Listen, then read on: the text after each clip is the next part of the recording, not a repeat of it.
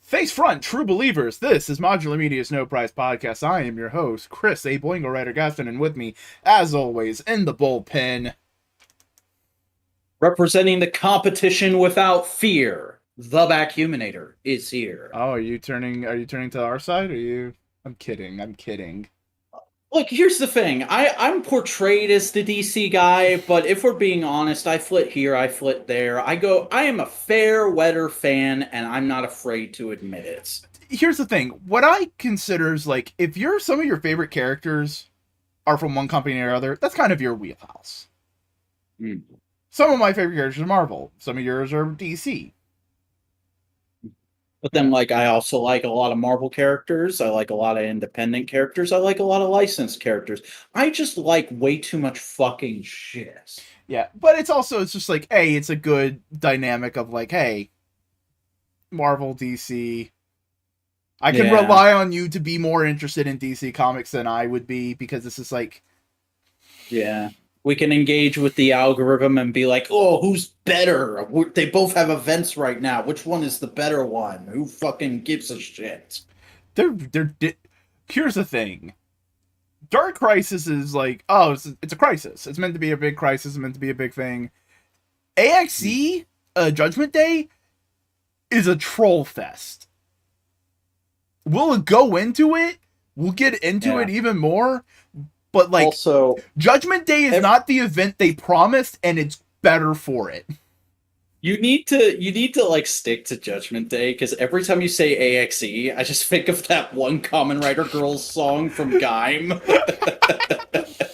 It's Avengers, X-Men, Eternals, so... I know.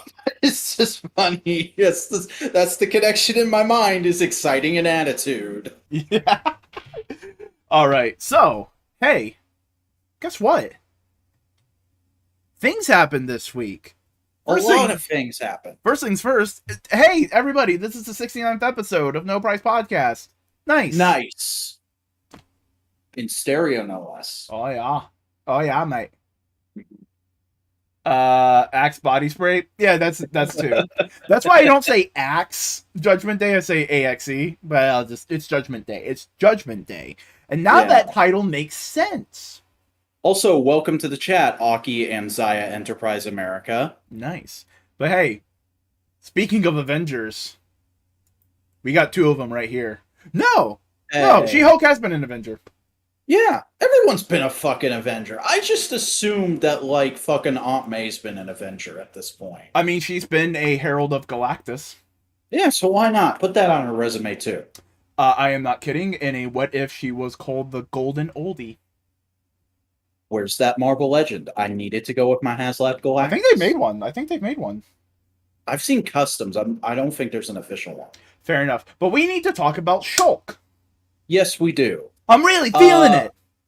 I like it. I liked it a lot. It was everything I expected the first episode to be, and just a bit more. Yeah. I want to jump right into what I think is the most controversial thing about this, at least from my understanding, is just the CGI. I think for the most part it looks fine. Yep. There are a couple shots where lips don't look 100% synced to me. But overall, I think the actual animation and the rendering is good to decent. I'm not in love with She-Hulk's character design still. I would have liked it to have been a little more muscly, and I would have liked it to have resembled the actress a little more. Like, Hulk... for the last, like, 5 or 6 appearances, has just looked like a green Mark Ruffalo. This looks like it's trying to be a half and half between comic book She-Hulk and Tatiana Mansley, and I wish there was more Tatiana Mansley. I can understand that. I do think, because it is a smaller budget and they are leaning a little less hyper-realistic, that because they are working with a smaller time budget and everything, because Disney's are fuckheads and they mistreat their VFX artists. Yeah, I mean, there's literally one little snippet in this episode where it's like she's clearly meant to be hulked out and she's just not. Yeah. But leaning a little bit more on the comic-y side of the design could help with that a little bit. I'm not saying it's a good excuse. I can, like... It's an understanding why. I like to ask why they make these choices. And I think the big thing with like the difference between She-Hulk, Hulk form, and Jennifer Walters is the fact that as Jennifer Walters, her hair is shorter and curlier. Mm-hmm. So when it grows out to She-Hulk, it looks a little different. But if like they had the same hair in both forms, it might bridge the gap a little better. Yeah, I was gonna say I would have actually liked the same hair because the main thing that reminds me of comic book She-Hulk is the hair. Yeah, It looks like straight off the page to me. we can just say this. This is a She-Hulk, not exactly, but straight off of Byrne's fucking pages. Burns is way more ripped. Here's the thing. I can agree, but like I'm talking personality. Yeah, okay, I can agree with you there. Writing wise. That's what I'm just talking writing, because I can understand people saying like, "Oh, She-Hulk needs to be more buff," and I'm just sitting here going like, "No, you don't. No, you don't. Well, just listen to me. Someone who doesn't want to read the Jason Aaron run. You don't want that She-Hulk." Listen, man. I don't want that She-Hulk, but I just want a She-Hulk that looks like Jade Cargill. Jade Cargill, sure. I can understand also people saying like Rhea Ripley, but it's like, Rhea Ripley doesn't have the right, like, I hate describing it like this because it just makes me sound like a fucking skis. The right proportions. Yeah, she's a little too stocky, I think. Like again, sorry for the ski. In the hot way, she's great. Rhea Ripley, beautiful woman. I would love it if Rhea Ripley put me through a table, but I don't know if I want you to paint her green and put her in a She-Hulk onesie. She-Hulk is supposed to be like a supermodel. Mm-hmm. And not like the supermodels that we see in real life that are thin and emaciated because they just want walking coat hangers. Yeah. She's meant to look like a supermodel that works out on Venice Beach every day. I don't know why I'm doing this. That's working out, right? That's working out. Yeah, uh-huh. I have a gym membership. Do you? I do, actually. Oh, okay. I'm proud of you. I think overall the She-Hulk's gonna even out to be pretty good in character design. Like all the little bits, it's like, yeah, sure, everybody can have their complaints. Mm-hmm. But if we're just looking at it as like a brand new version of She-Hulk, it's a good version of She-Hulk. Yeah, it is. It is solid. I'll say that. Like, there's maybe a few little hiccups here and there in this episode, but overall, I did enjoy it. I had a good time, and by the end of it, I was like, okay, I'm ready to watch. What is it? 7 more episodes of this? Yeah, I think it does what it needs to do, which is make you endear to She-Hulk and want to see her more. Yeah, you want to see more Jennifer. It's like, we know you like Bruce. Here's a bunch of Bruce. Here's a bunch of Bruce with Jennifer. Now Bruce is going away because that actor is expensive. Also, 2 CGI characters standing next to each other can get a little bit pricey. I bet so. But let's talk about Bruce because there's a lot of gap filling with him. Or knowledge filling. It's very expository. Mm-hmm. It's without being expository. It's directly catering to me. It's going, hey, those of you who bitched about his giant character leap between Infinity War and Endgame, here you go. And I was like, hey, thanks, thank you so much. It's a little late. I'm still gonna be annoyed about that watching that movie, but thank you. Here's the thing, though, like, realistically, everyone's gonna change. You know that's gonna happen. Mm-hmm. It's such a drastic change with him that it bothered me. I mean, it's Professor Hulk. And I should also put on the caveat of, at the time, I barely knew that was a thing in the comics. Yeah. And I think that's just another big thing. It's like, the dichotomy is happening a lot more now that we're diving into, like, not necessarily obscure Marvel stuff, but the more... We're getting a little lower in the barrel. We're getting to true believer territory. Mm-hmm. We're getting to the, oh, you're a Marvel fan. Oh, Yeah. like you're a fan of Marvel. Because I think we can all agree, even though Infinity War and Endgame were huge cultural moments, by about Civil War, they had already reached the point of if you can't keep up, get the fuck out. We're making movies and we're going 90 miles an hour. And then it's just like, no, just read it, just watch the movies like you would read the comics. Just pick a random one that looks interesting. Watch the ones that seem cool. Ignore the rest. And clearly, a lot of women found this one interesting because if you look at IMDb, this is getting a lot of 1-star, like it's getting review bombed, like Yeah. a lot of the recent Disney Plus shows have, and it's been a lot of dudes. Like it's all either a 1-star or 5-star reviews from dudes, and like women, it's a clear like spectrum uptick to predominantly 5-star. Yeah. Because ultimately, while it doesn't, let's also talk about the other elephant in the room. A lot of people have a problem with, let me correct myself. There are some idiots who have a problem with Jennifer's explanation for why she can handle the Hulk. Which in the show is basically she has to deal with a lot of anger issues on a regular basis, so she's used to handling her anger, so she's able to handle the Hulk easily. Yeah. And people are going like, but that doesn't make sense. Bruce has a handle on his anger. Bruce had to learn that skill, like many men do. This episode goes out of its way to explain that. And I would argue even feels like it's talking down at points, but that also feels a little thematically relevant. Right, because it's basically Bruce having the greatest of intentions. Hey, this is a fucked up thing you went through. It's traumatized me. It did all this shit to me. It gave, like, essentially, like, if we go by the comics logic, it exacerbated my DID. It did all these kind of things. Well, Bruce didn't understand that at the time when it happened, but, like, I'm extrapolating now. It did all these traumatic things to me. I don't want you to go through that shit. But Jen doesn't have the same pre-existing trauma that Bruce does, so it didn't affect her the same way. So basically, it's like they were both given a race. Jennifer was given a 10-kilometer sprint, not a 10-kilometer sprint, 10-meter sprint, and Bruce was given a marathon.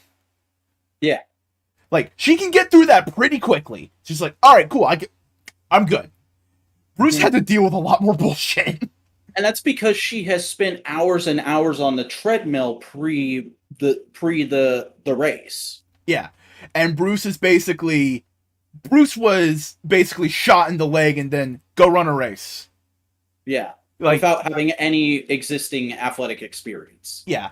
It is very apples to oranges, Hulk and She-Hulk, and that's what makes their characters interesting as a dynamic, as family and all that kind of stuff, because it's very much like. And I think the thing that has put a lot of idiots off is the fact that they lean on it as a woman thing. And I understand why they did that, because A, it's called She-Hulk. Yeah. But B, because those are things that happen to women. But I think it would have been easier to not get those idiots mad if they had leaned on it as more of a lawyer thing. Because I can understand both aspects. But lawyer is a much easily understandable, like, oh, that's a lot of school. That takes a lot of work and a lot of people talking down to you, blah, blah, blah, blah, blah. A lot of people can just inherently understand that, whereas a good chunk of men are too stupid to understand that it is inherently hard to be a woman, just like it is inherently hard to be a man in different ways. And I think if you use the lawyer thing, it would not have come off correctly, because the idea of like, I am a lawyer, I have to handle my emotions. Well, Bruce Banner's a scientist, he has to handle his emotions to defend his doctorate. You know, there's like, by basically framing it around of my life experiences are completely different than yours, it makes Bruce re-examine his own life experiences of like, okay, maybe there's something more to the Hulk that's not the Hulk and more about me. It makes him re-examine himself, and that's why he got frustrated at the end. Yeah. Like, he doesn't he is that guy being told like, hey, this show you like is kind of shit and maybe it has some bad messaging in it, and he's going, what? No, I built my identity off of that. You can't tell me that's bad because that means I might be bad. He's that guy. I think it's less that, and it's just more of like, hey, you need to re-examine your trauma. You know, it's In a way. It's also like, you know what it is? It's, hey, guys, feminism's for you too. It's feminism's about dudes not having to fall under. You're right, it totally is. Yeah, no, it's, hey, guys, feminism's for you too. You do realize that. No, it's about ladies. No, it's about gender equality. Then why is it called feminism? Well, because ladies are the ones that are hurt the most. Because they were oppressed the longest. But men have a lot of problems too. Yeah, it's kind of fucked up that you guys are regularly pushing the jobs that put your life in danger. It's fucked up that men have some of the higher rates of suicide. It's fucked up that a lot of men aren't allowed to see their kids just because they're not the one that gave birth to that. It's fucked. Yeah, no, it's like all those things are fucked up things that happen to men that are recognized by feminism as like, yeah, no, that's all kind of fucked up. We should probably fix that. Mm-hmm. You know, and by the end, like, Hulk and She-Hulk understand each other. Bruce and Jennifer go like, all right, cool. Yeah, no, you do have a handle on it. I need to, like, re-examine myself some more. Go do your thing. I'm here if you need me. And Jen goes like, yeah, I know. And I think that's just what she wanted. She just wanted, like, to have Bruce in the call. It's like, oh, hey, this shit happened? All right, cool, I'll help you out. That's what Jen wants. That's what it feels like Jen kind of wants. Mm-hmm. Whereas Bruce went, oh, this shit happened?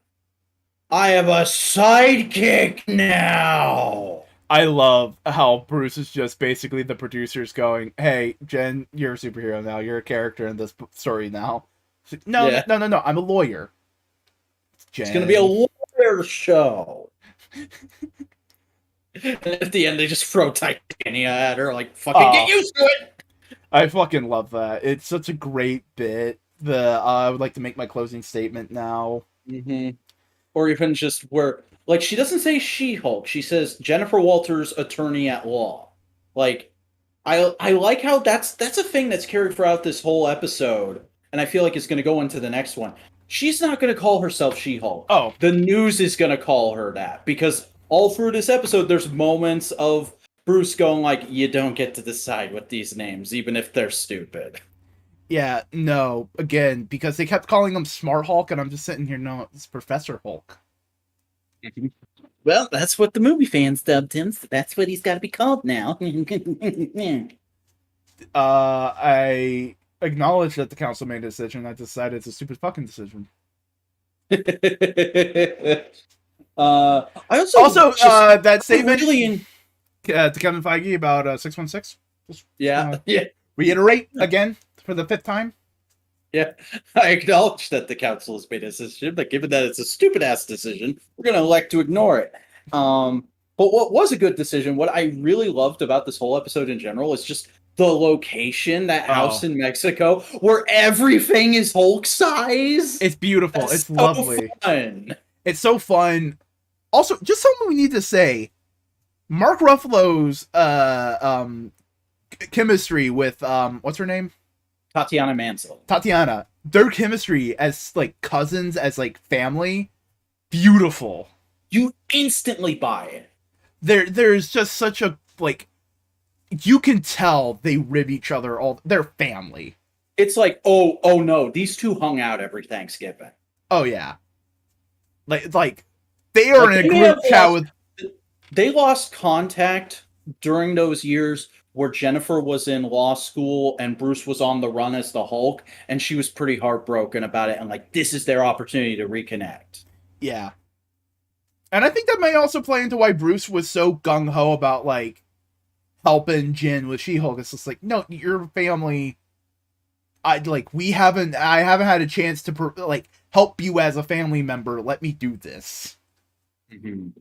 Like, I maybe would have liked a little bit of ignition into just why that road trip happened, but like as a catalyst, it's fine, especially because the universe building and the implied that this isn't the last time we're gonna see the Hulk. He has unfinished business with Sakaar apparently. I want to know where that goes. Sure. Hmm. I mean, come on, it's so good. It's a good idea. Oh, some people might be mad, but I just had an idea. What? Joe Fixit intergalactic gambling den. That would be brilliant. That'd be fun. No, just a lot of fun elements in this show. It is a comedy first and foremost. It is meant to be just fun, lighthearted. Planet Hulk and World War Hulk are that are likely happening. Yeah, which involves Scar. So Fine. It's fine. I'm ready for that. yeah. Just like I'm perfectly accepting of the fact that Steve Rogers canonically fucks. That's a cute little through line, and it has no greater bearing on anything. Just a fun little joke. Mm-hmm. Also, I love the people who like whipped out their fucking 10-year-old first Avenger screen caps and were like, oh, Cap had sex with Star-Lord's grandma, everybody. Oh man, that's an inconsequential thing, sure. Yeah.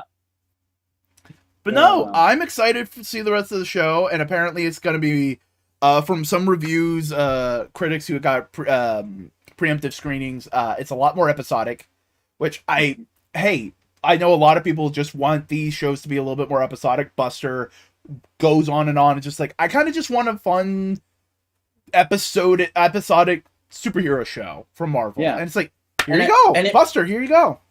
And like that means the Daredevil episode is literally just going to be the Daredevil episode, and we don't have to feel awkward about him not being there for the rest of the show. Yeah, I assume. Yeah, because we're getting an episode with Wong, Abomination. We're probably going to get a Frogman episode. We're probably going to get a Daredevil episode. I've seen a lot of people really upset that Abomination is apparently going to be a little jokey in his episode. And like going like, oh, not every character in the MCU has to make jokes. And I'm like, everyone in their life makes jokes every once in a while. Calm down. It's not the end of the world. Real quick. Let me just say this for people who say that about the MCU. Every character in Marvel Comics, every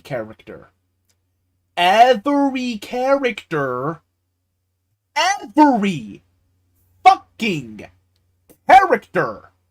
Yes, that one. Makes jokes all of the fucking time in the books. They're literally called funny books. Oh, Wolverine's a stoic, and he doesn't crack jokes. He doesn't make quips. Well, I got two things for you, bub. It's a fucking go-to. It's a joke. Look, I'm a DC fan, and even I would be willing to admit, like, hey, Darkseid has probably made some dark humor jokes once in a while. Mr. Miracle, Darkseid did make a joke. He ate a fucking carrot. That's right. So yeah, fuck you. Galactus has made jokes. Mm-hmm. Like, because this is Marvel. They make jokes. Dude, I want when he's in the MCU, because he's gonna be in the MCU. Oh, yeah. When Galactus rolls up to Earth, or like have a flashback or like a scene show it demonstrating his power before he gets to Earth. Mm-hmm. He just rolls up to this planet and he's like, "Oh, I am going to consume you, but first," he just pulls out a little straw. You could do things. It's like. It's not meant to be. It's not meant to be. There is a height of levity to these stories. Yeah, I mean they're meant to be escapism, and fucking escapism should be fun and funny. With comedy, to be fair, so I can understand the annoyance. People are just fucking weak and can't actually suspend their disbelief and understand that sometimes You're just supposed to invest in the story and not just let it wash over you and expect it to do all the work. Not every movie is going to be a live-action Batman movie. No, what I'm saying is, like, people need to, like, oh, this took me out of the movie. Well, maybe you should have actually been thinking in the movie's terms and not just, like, letting it just wash over you. Yeah. Like, engage in the movie. Understand that the jokes are there for a reason and not just... This is getting a little outside of the scope of the podcast now. But I do feel to say this. I see people make this comment with common writers sometimes, where they're like, "Oh, this joke was really stupid and it took me out of the episode," and I'm like, "You understand it's a children's show, right? Like they need to be silly every once in a while." And I'm not saying that to invalidate criticism. I'm not saying that to be like, "Oh, we should just take it for what it is and accept it as good no matter what." You can still criticize children's media, but like criticizing it for joking, period, is not appropriate. Criticizing whether or not that joke worked as a joke is appropriate. That's how you critique comedy. You don't just say like, "Oh, this is not labeled comedy. Having a joke in here is bad, but this is labeled as a comedy. So this joke should make me laugh, and it made me laugh, so it's good." Whenever a joke pops up, you just critique it based on the standard rules of how comedy fucking works. Or there's a common thing in anime of like, these animes just have tonal whiplash. One moment it's super serious, and then they just crack a joke. It's like, yeah, it's tension relief. You're not supposed to be on pins and needles watching fucking some of these stories. You ever gone to a funeral and then gone to the reception afterwards? I don't know. I'm just beginning to think it's like people just want the story spoon fed to them, and anything that's weird and crunchy in the story, they immediately spit out like a toddler. I wanted a horror story. Why in here? Use it. Engage with the story. Think about the story while you're watching it. You're not supposed to be watching movies slack jaw, going like, ugh. You're supposed to be like, yes, why is this character making the decision? Well, they made these decisions beforehand. You're supposed to be engaged with the story. I've seen a lot of wrestlers parody this attitude recently of, the best thing about social media is it gives everyone a voice, but the worst thing about social media is it gives everyone a voice. And like, yes, that's true. But you know what that means, right? It means everybody now has the responsibility to not talk like a fucking moron. I'm sorry, we're just going off on our views of artistic literacy and everything. Yeah, jeez. Oh, man. I just found a box of soap under my chair. Strange. I'm on top of an apple crate. Ah. Look, we enjoy storytelling in different ways. Like you like stories. You like watching stuff. You like entertainment. I love telling stories. I love the process and the practicalities of like these kind of things. So I love to engage with that concept of like, why did they make this decision? And then, look, if we're going broad strokes, I like colorful characters, I like good versus evil, and I like discussion of the human condition. Yeah. And I like things that like try and say something. It can be something as simple as like, yo, aren't fucking giant robots dope? Yeah, giant robots are fucking dope. But I want it to have that intent for saying that. It's not like Gundam's not saying giant robots are dope. Gundam's saying war is fucking shit. The robots are dope is a secondary thing. But Gurren Lagann, Megas XLR, they're saying robots are fucking dope, and we're gonna show you how robots are dope. And you go like, fuck yeah. Robots are dope. Pacific Rim is robots versus giant monsters is dope, but it's also like the human spirit is fucking indomitable and will work as hard as it can to prevail, even in the face of absolute certain destruction. And that's just the thing. It's like people make complaints about these, like, oh, there's too many jokes in this thing, in a general sense, not just in the MCU and other things as well. And I just have to ask, well, why did they make the joke? Why is the joke there? And if your only response is, well, it's to make me laugh, you're missing the point. And And then sometimes Power here's Rangers Megaforce is the Power Rangers are cool, aren't they? Also, you'll pay for anything that's just Sentai footage, won't you? yeah, and sometimes the why is a criticism. Sometimes the why is, why did they make a joke?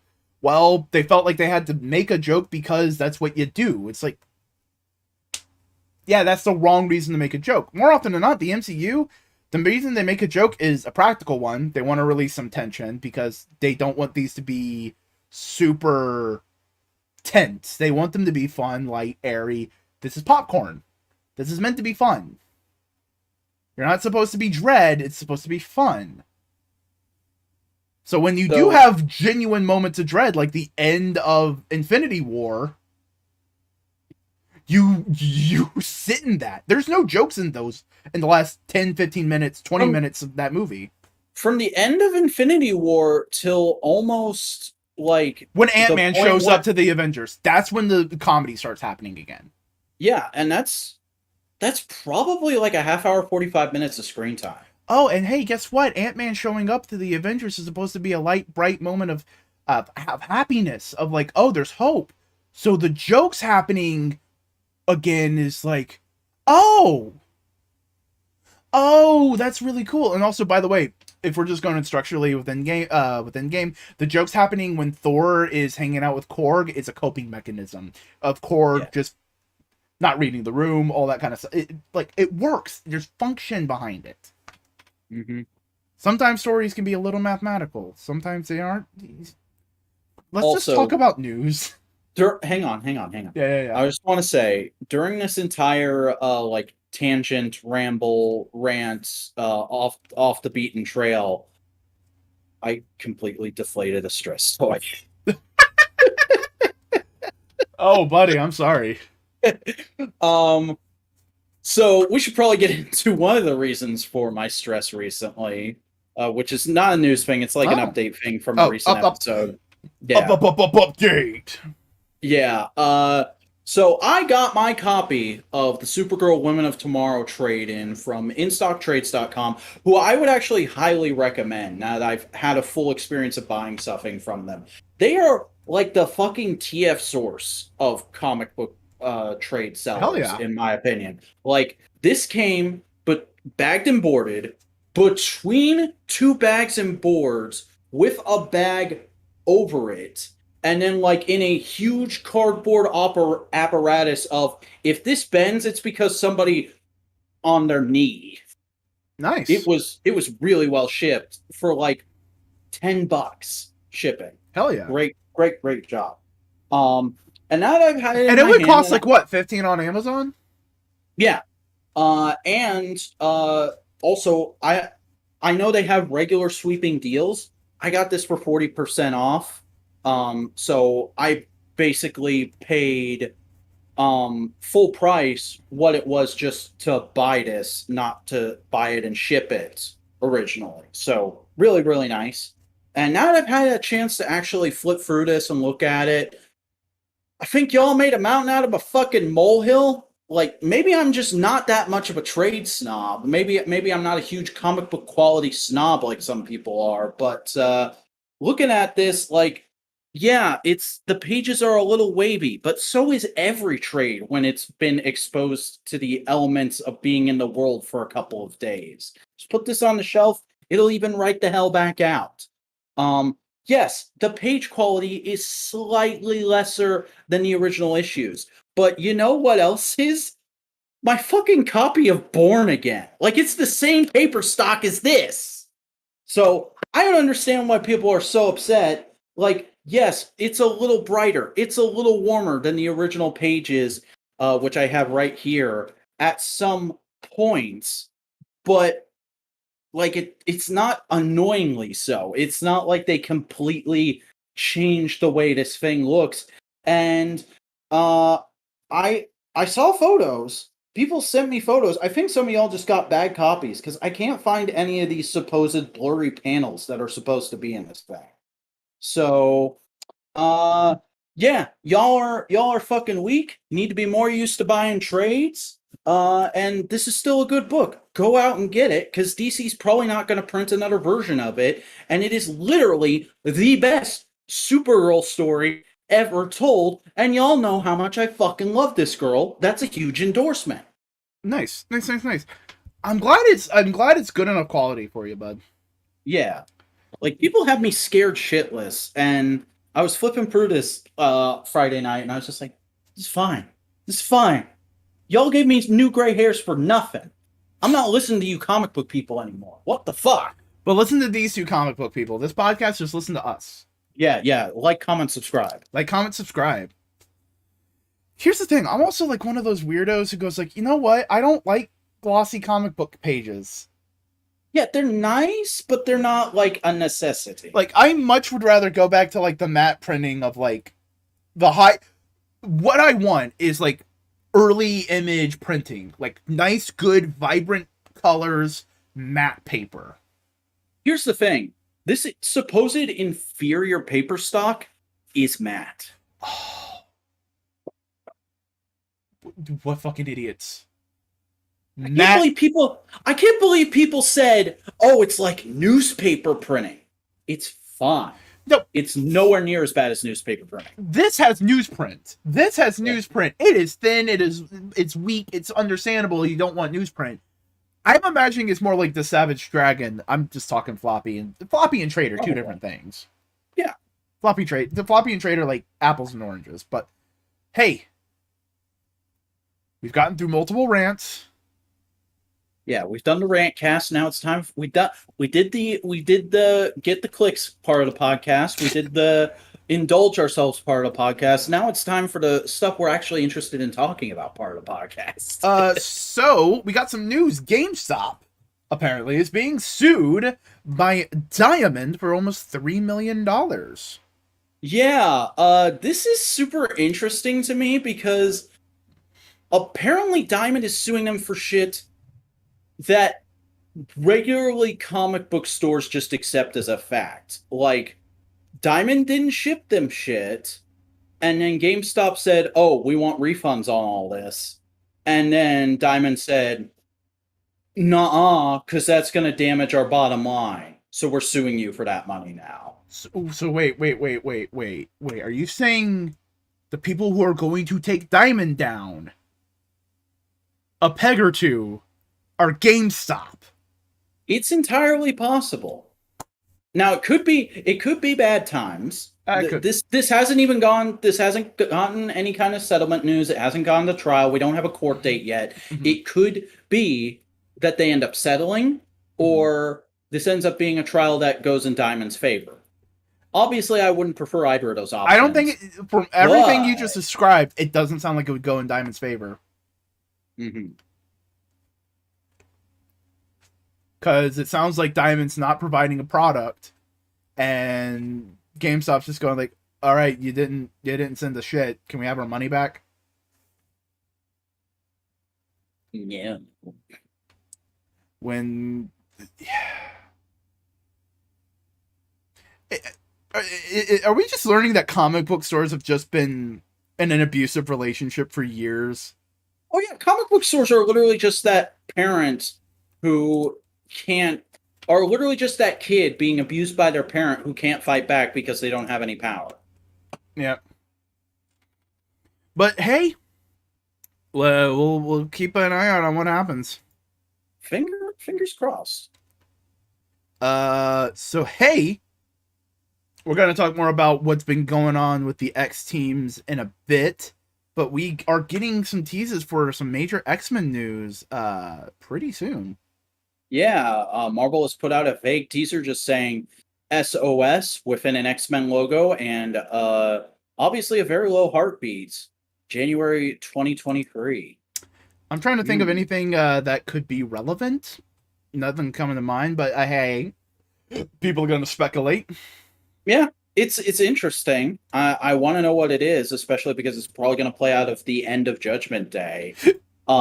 I just had this idea literally while I was saying the word heartbeat. What if that's not a heart monitor? Like, everybody has assumed that's a heart monitor line. What if that's a seismograph? Ooh. What if Krakoa. Krakoa is about to walk like a man? Maybe. Maybe we just get some earthquakes. That'd be interesting. Just see them have to deal with a natural disaster. Mhm. I do think earthquakes do the Richter scale does look a little different than that. Yeah. So we'll see what happens, but I definitely think it might have something to do with Judgment Day, but it's also saying like January 2023, so who knows? It's pretty far out. It's probably just the status quo that is going to result from Judgment Day. Probably. Wait a second, hold on. I think Judgment Day's gonna last a fucking while. We're at the beginning of it, and I think isn't it like 12-issue maxi?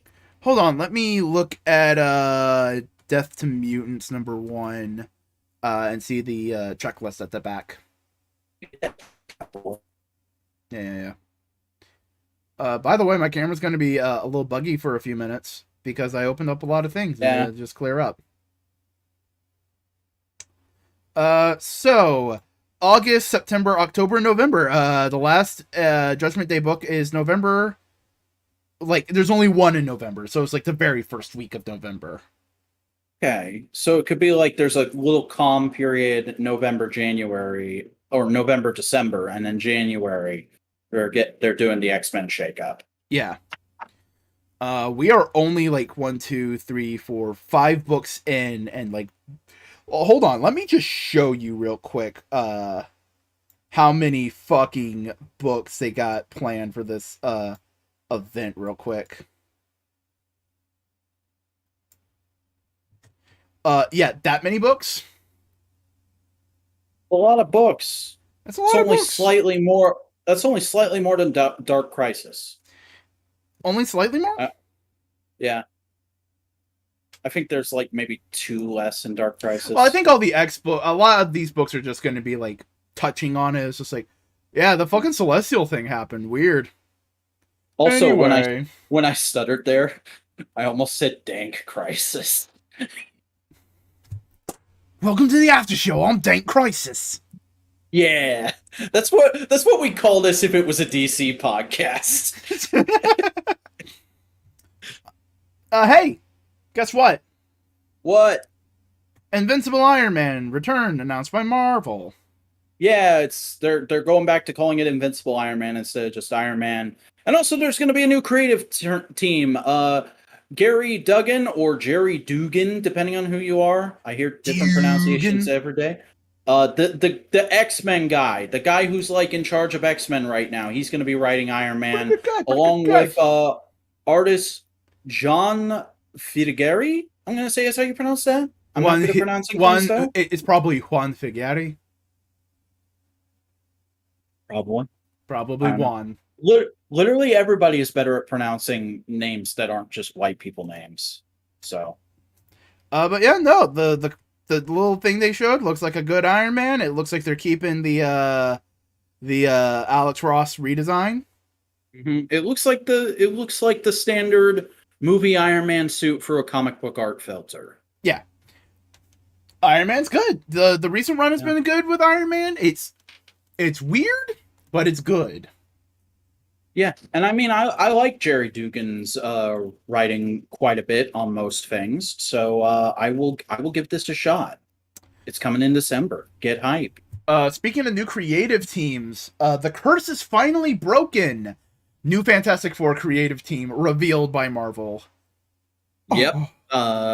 It's going to be Ryan North as the writer, who is most well known for writing Unbeatable Squirrel Girl, which was a hugely successful book that I didn't dislike, but it wasn't quite to my taste. So, like, after the first arc and change, I jumped off it. But a lot of people like it. A lot of people like his independent work. And then the artist is going to be Aban Colello. Let me look. I'm asking you when I say it that Iban, way. yeah, you got it okay. I wouldn't put so much emphasis on the Elo. Kelo. Okay. Uh, I'm maybe also wrong on that. Don't mistake my confidence for knowledge. yeah. And then, of course, Alex Ross is going to be on the covers, Because of and course he's this is taking off in November. And like, I may not have loved Squirrel Girl like everyone else, but I'm so starved for FF content that I'm going to give this a shot. I mean, this cover alone sells me. It's just like, oh, it's beautiful. The I hyper mean, colors, the logo looks good. you can slap an Alex Ross cover on anything and I'd buy it. You could slap an Alex Ross cover on frickin' Cerebus and I'd buy it. I hate that you're right. Mm-hmm. We'll just ignore the last few arcs. We'll just get the ones where he was cogent. Listen, everyone says Cerebus is good up till a point, so one day I will read it up till a point. Up till a point. Mm-hmm. Oh, this Anyway, is let's go talk, into some weird fucking news. let's get into the Spider-Verse, shall we? Across the Spider-Verse board game reveals a fan favorite Spider-Man characters in the movie. So let's look at some of these pictures. Oh, hey, it's Twitter. Let's go to Twitter. Yeah. This is just a thing that happens with movies sometimes. Weird side merch reveals spoilers, as Yeah. we've seen with Wakanda Forever on this Mhm. show. But yeah, Ben Reilly is in the movie. How about that? And he looks 90s as fuck. I love it. I hope is the edgiest '90s world possible. Also, Spot. Hello, Spot. Yeah, I'm so fucking hyped that my boy, is the villain of this movie. Fuck yeah. Spot's an interesting villain, and they just go like, it's kind of goofy, and we can't do anything with him. Like, Spot is my second favorite Spider-Man movie. The villain. The only way you could get me more hype is if you said his sidekick was Shocker. We also got some more Spider-Verse stuff. We got some looks because of a puzzle, it looks like. Some more Ben Reilly. We got Spider-Punk. And then, looking even more 90s, Cyborg Spider-Man. Yeah. That, like, it's Beautiful. such a departure from the original design, but I love it.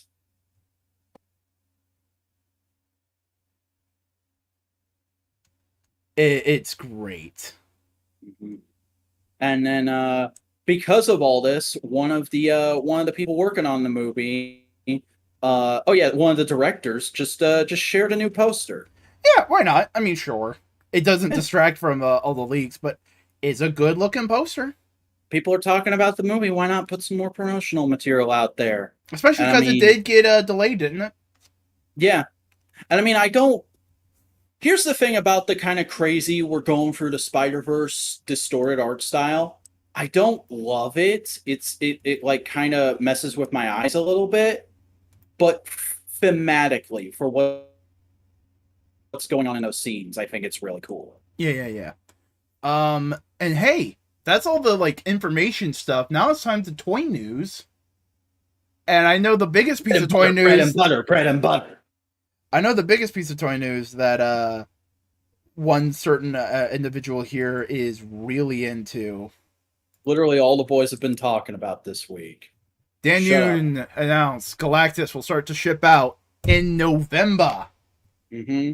Because this was literally posted maybe 20 minutes after at Jedi Jaybird on Twitter, who is a known good source of information when it comes to toy stuff, said that shipping data from the last couple of days, and keep in mind this was like Monday, Tuesday, showed that Galactus had started hitting U.S. ports.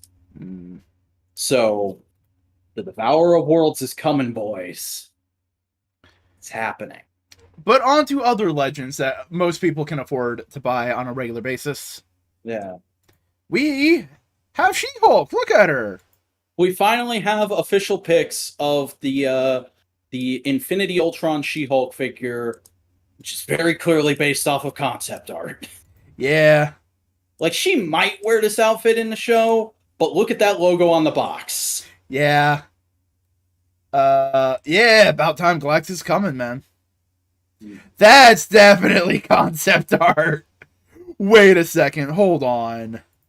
Like, it kind of looks like the credits, but it's very clearly concept art. She has a little bit. She has a little bit of a Shawn Michaels going on right now. Yeah. And it's just especially funny considering, like, she is the last figure in this wave, and they waited so long to reveal her. Like, she's based off of concept art. You guys didn't have to wait. Yeah, but it's also like they may have wanted the show to be out and actually, be relevant. Yeah. But hey, yeah. this wave is probably shipping very soon. So if you're watching the show, if you're enjoying it, and you just want a She-Hulk, you can go and pre-order this on Entertainment Earth or wherever, and it should be in your hands by the time the show is over. Yeah, good looking She-Hulk. We also got some retro carded Ghost Rider some news. We got some the pre-orders going to be happening later this month. Yeah, as the first item in their Ghost Rider 50th anniversary collection, we are getting a retro collection Johnny Blaze Ghost Rider, which is just the Ghost Rider from the Rider series with a few new pieces. Like, I think the alternate head and the hands are new, but everything else about this figure we've seen before. But I think you're mostly buying it for that postcard, aren't you?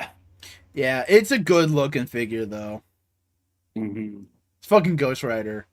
And if you want to hear more people freak out about it, you can listen to Components later this week. Where subscribe to the channel, everybody, because on Friday I literally titled this week's Components "Ghost Rider Rules." Yeah, we all just freak out about Ghost Rider and just Ghost Rider's cool. There's like probably 35 minutes of us just talking about Ghost Rider. It's a good time. But hey, who's also fucking dope? Beta Ray Bill, Diamond Select. Yeah, Diamond Select put out their solicitations for this month, and along with that came finally official images of their Marvel Select Beta Ray Bill. And I mean, I have the same opinion about this figure that I've had since we first saw it. It looks good. It's not exactly what I'd want from a Beta Ray Bill figure, so I'm probably gonna skip it, especially because it is Beta Ray Bill from Daniel Warren Johnson. Yeah. I don't dislike Beta Ray Bill, but he's just not one of my boys. Like, he's one of your boys, he's not one of mine. He's such a goofy concept. I love him. Mm-hmm. And I mean, now that I've listened to that Comic Pop episode, I'm like, okay, I get why Beta Ray Bill's cool, but I don't know if I need to go read him. Hey, it's only 4 or 5 issues. Read Daniel Warren Johnson's. You're already getting into his work with Do a Power Bomb. Give his Beta Ray Bill a shot. Fair enough. You can read the first issue, and if you're not hooked, don't worry about it. It's not for everyone. I'll see if I can find a time. Yeah. So, hey, it's the good writer from DC who can overstep his capabilities and can maybe sometimes put his foot in his mouth. It's Jeff Johns. It's Jeff Johns, the man who recently has just been demonstrating why DC is morally and creatively bankrupt.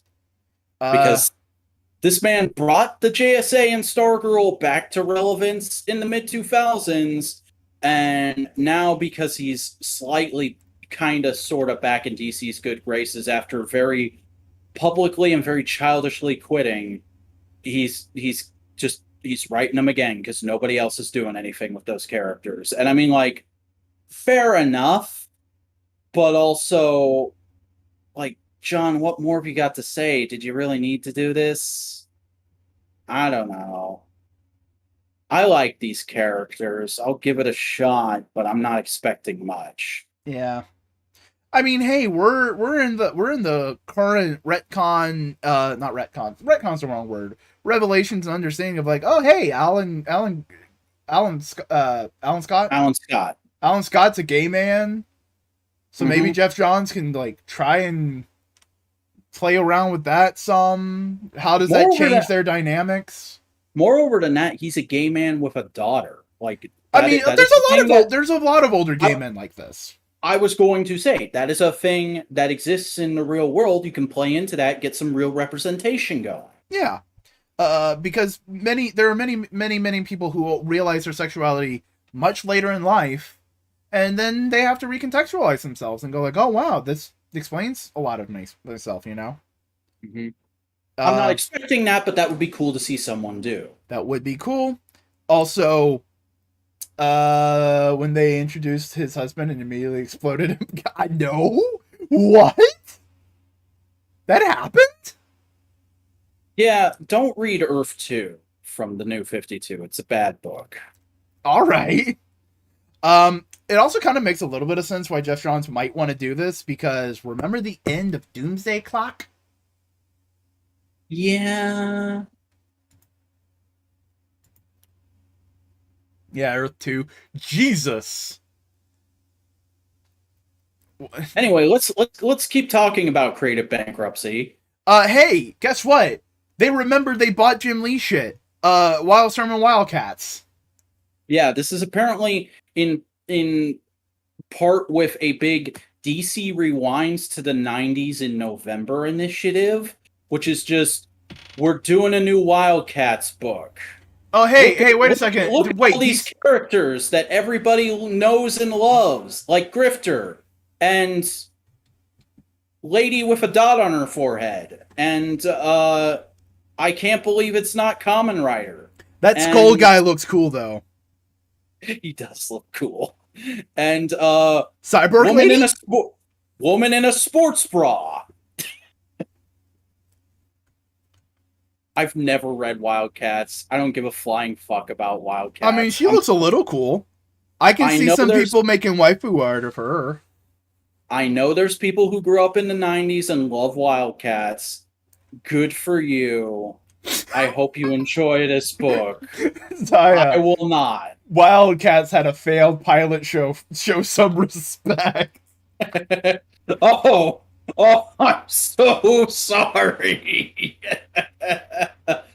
Oh man. Oh, if DC. No. This cover's cute. Yeah, that's a cute cover. And I mean, like, it's cool that Jim Lee's getting to do more with these characters, because you know they're his babies. He's probably going to enjoy writing it. Oh, Jesus, that's a waifu bait. Oh, that's waifu bait. That is short hair waifu bait. That is definitive waifu bait. It's good waifu bait. Good waifu bait. I mean, I'd buy that character in Genshin. You don't even play. That's the joke. Yeah, it's cool. It's neat. They look cool. Yeah. Wait. Is this Gen 13? That's Gen 13. What the fuck? There's a 13 on her shoulder. I did not scroll down. Wildstorm 30th Anniversary Special Variant #1 by J. Scott Campbell. Yeah, this is just J. Scott Campbell putting a Gen 13 character on his variant. Yeah, because here's Apollo and Midnighter. They weren't on Wildstorm or Wildcats, were they? They were on a completely different game. I like I said, a big part of this is just DC going, remember the 90s? Remember when we were number 3 in a 2-publisher business? Oh man, hey, when are they gonna make a Bloodlines thing? I will actually burn down a comic book store. What about what's the book with Neron? I don't know. Where they tried to reboot all the bad guys, and like the hero of the story is the fucking trickster.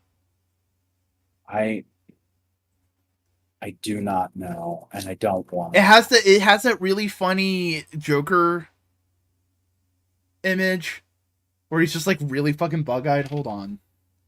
Oh, Jesus Christ. Fuck off. It's my podcast.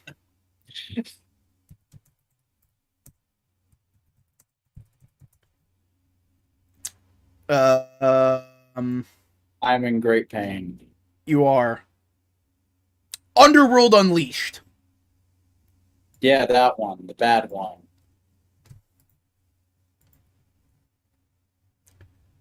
Look at that Joker. Look at that hoopty fruity Joker.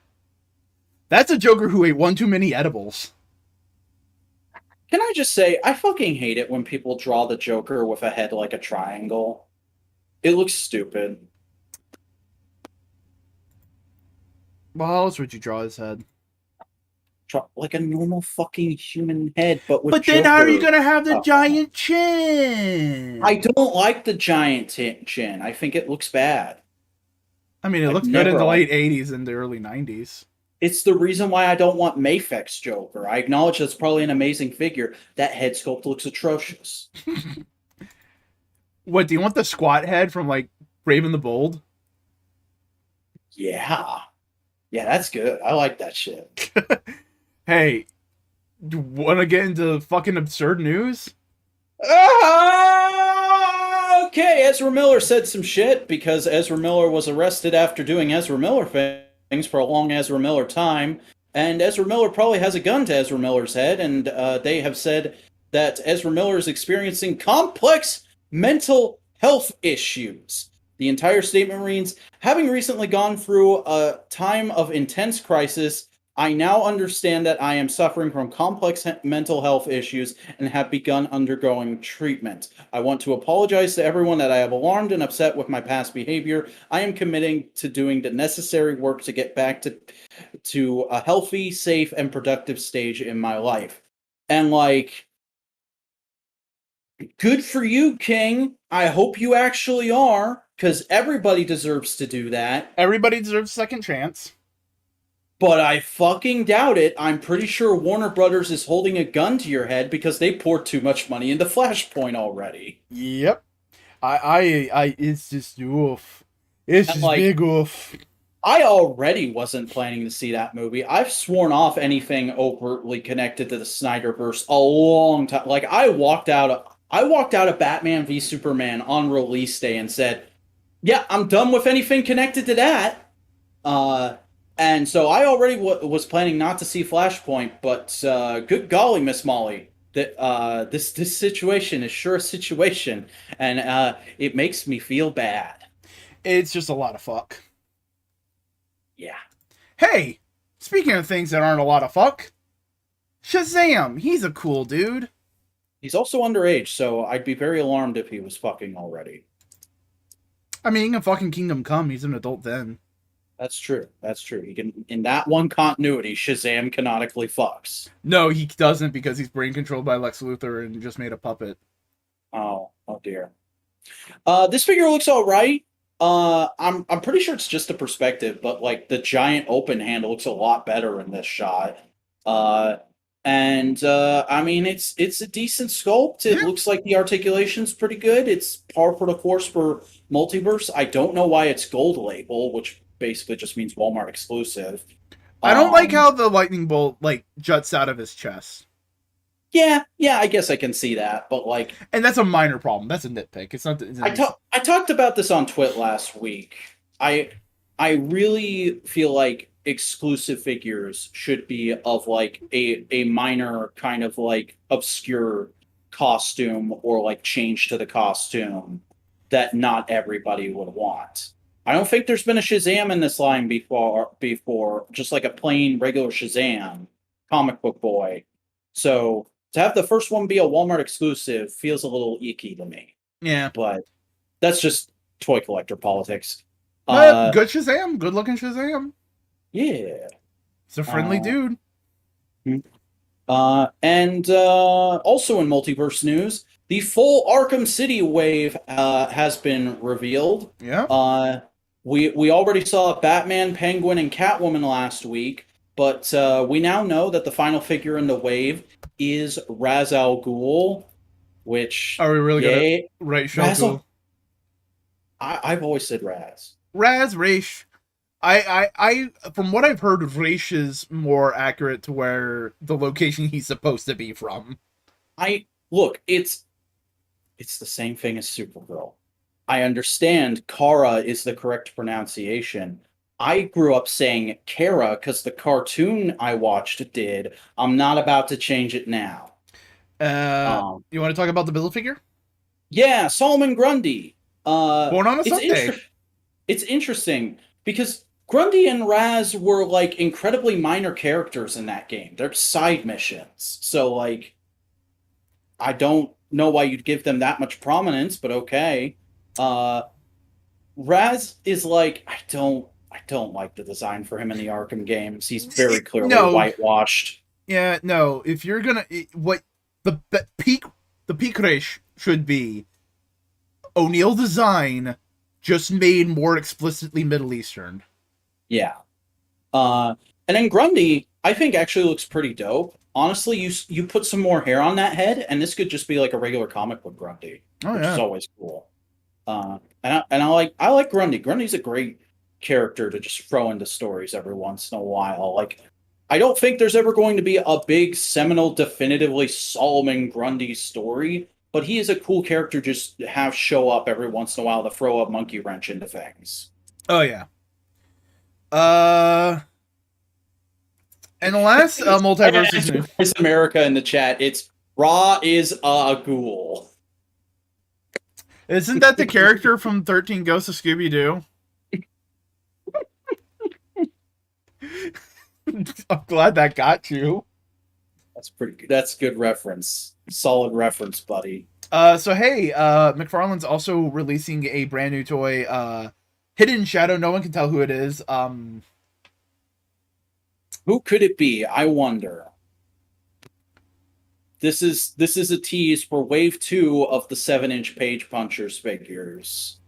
What if they just pull a fucking fast one on us, and this is Dick Grayson era Batman? Better yet, what if it's fucking Damian from those flash forwards in the Morrison run? What if it's just not Bruce? And it's just like, got you. It's not him. Haha. Can we super tell his skin tone? What if it's Chase Fox? Watch it be Decade Batman form. I mean, you can't see all the belt. There's a little box in the front of the belt there. Oh, I wonder what that could be.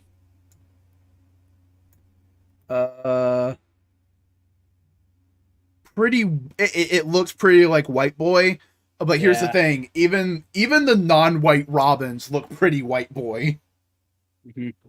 I love that this tweet it also goes on about like I can't tell for the life of me who that is. The first fucking reply is somebody going, "Duh, it's Goku." Because here's the thing: Dick Grayson's Romani, so he should be a little bit of a darker skin tone on average. And he usually is now, like in the current Nightwing run. He's got a little bit of a darker tone. Good. Jason Todd, no idea. I you know what? Fuck it. Here's my headcanon. Jason Todd's Irish immigrant. He is descended from Irish immigrants. Okay. Fuck it, why not? Or Russian. Russian or Irish. There we go. Sure. Jason Todd can be my racial representative in the Bat family. That's fine.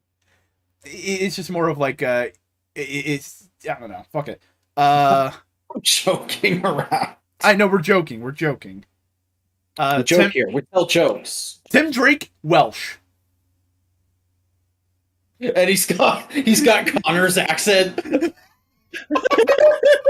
I'm gonna hear Connor whenever I read a Tim Drake comic from now on. Oh my god. Damien is Damien. We already know Damien. Damien's just Damien is not affiliated with any race, gender, or sexuality. He is just Damien. You know, that's not a bad interpretation. Make Damien like Demi or Ace. Mm-hmm. Demisexual. So he does have a girlfriend, right? Ace people can have girlfriends. True. Because here's the thing: it's not asexuality. Isn't just pure. I feel no sexual attraction. There's levels to it. It could be like I don't feel any sexual attraction unless I kind of know you and I like you as a person, and then those feelings can start to develop. Ace can also just mean I am not as horny as people who identify as being attracted to a specific gender always come off as. You did a sci-fi club once? Jesus. Hey, guess what we're gonna do on this comic book podcast? Are we gonna talk about comic books? No, fuck you. We're gonna talk about video games. What? I'm kidding. Yes, we're gonna talk about comics. Hey, guess what's the first comic we're gonna talk about? What? What's happening? You know what?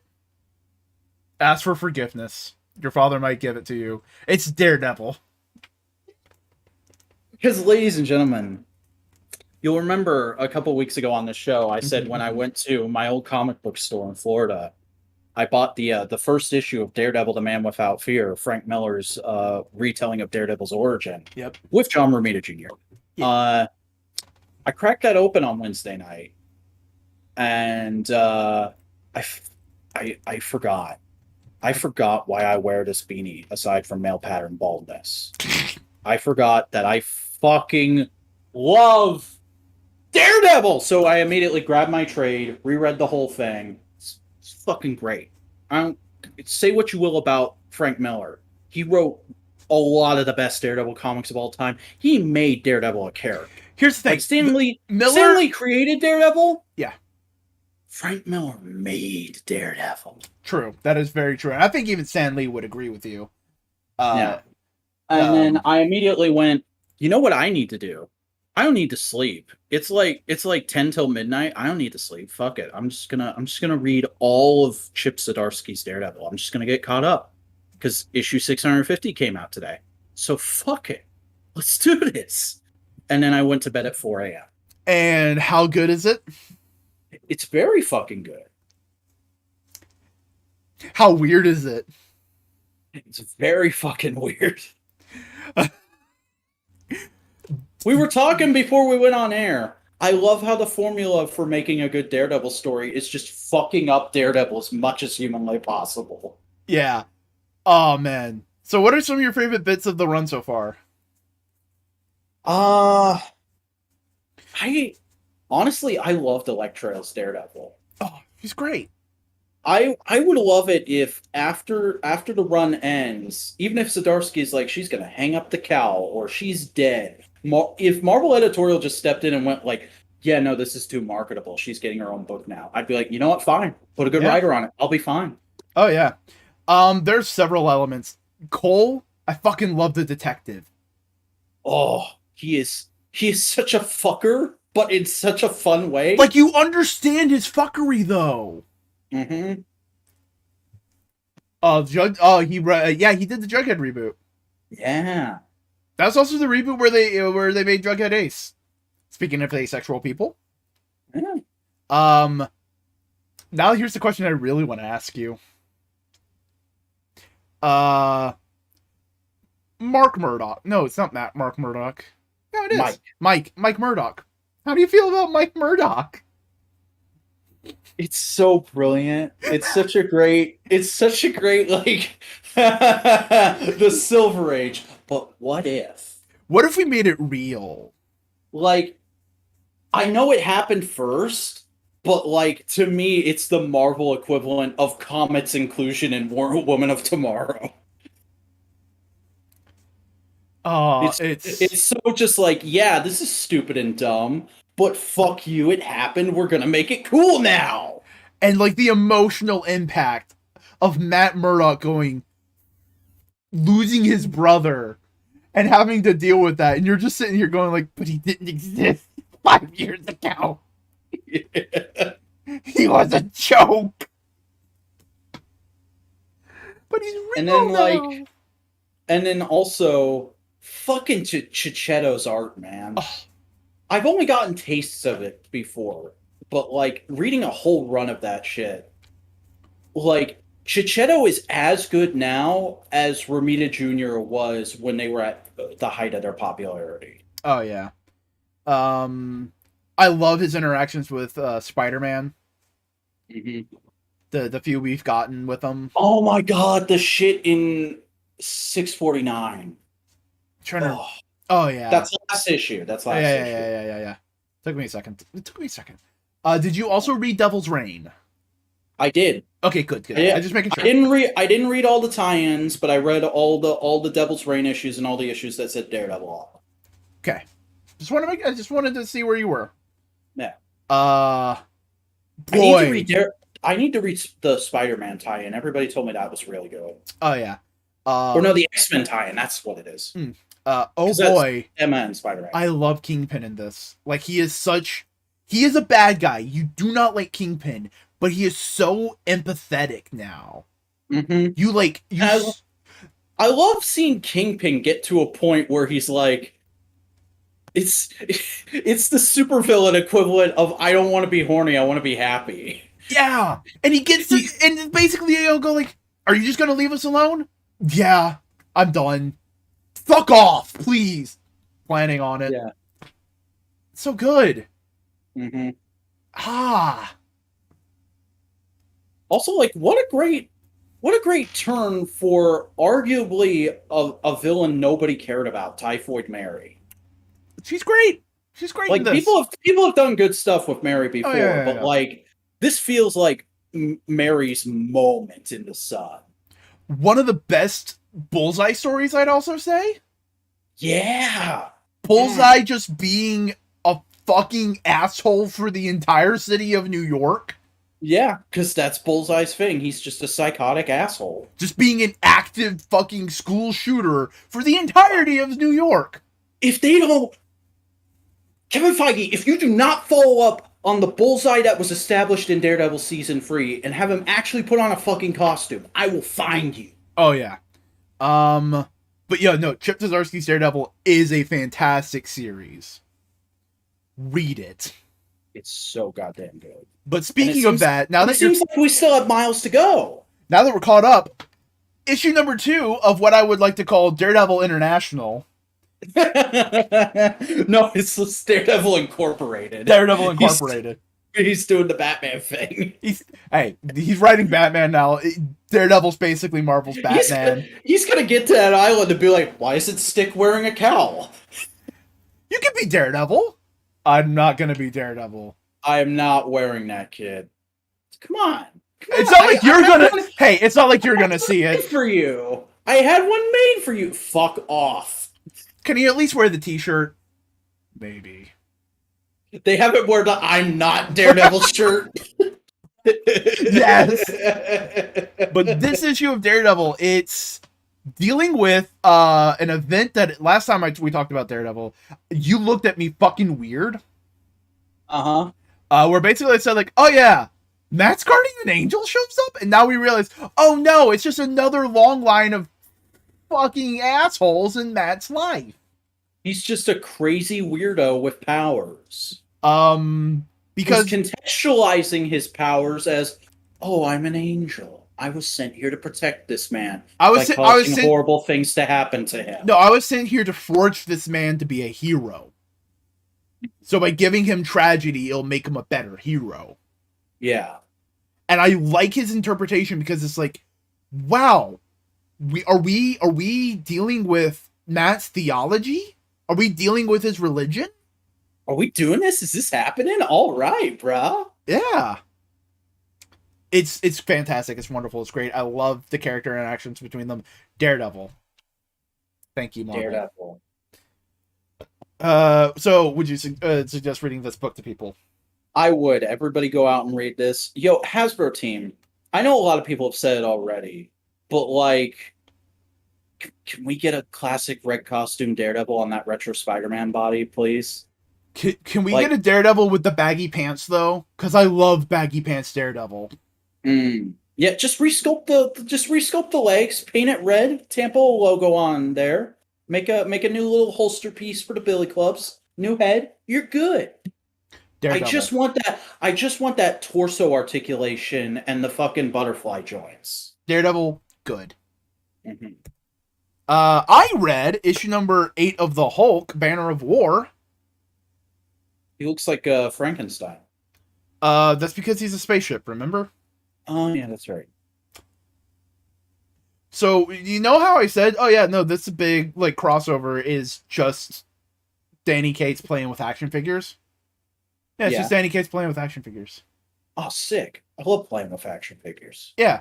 They're fighting, they're punching, everybody's going like, oh shit, it's fucking, this is fucked, bro. This is fucking heavy damage. And Odin talks to Banner and goes like, hey, I need to talk to my son. And they somehow get the hammer on Thor's head, and he talks to him and goes like, hey, son, I wasn't the greatest dad. Sorry? I fucking love you. Can you calm down, please? And Thor calms down, and then the Hulk just fucks off. Amazing. Yeah, it's just fun. It's fun. Comics can be fun, people. They can be enjoyed. Do you get it, Scott Snyder? Hey, you read Giant Size Gwen Stacy.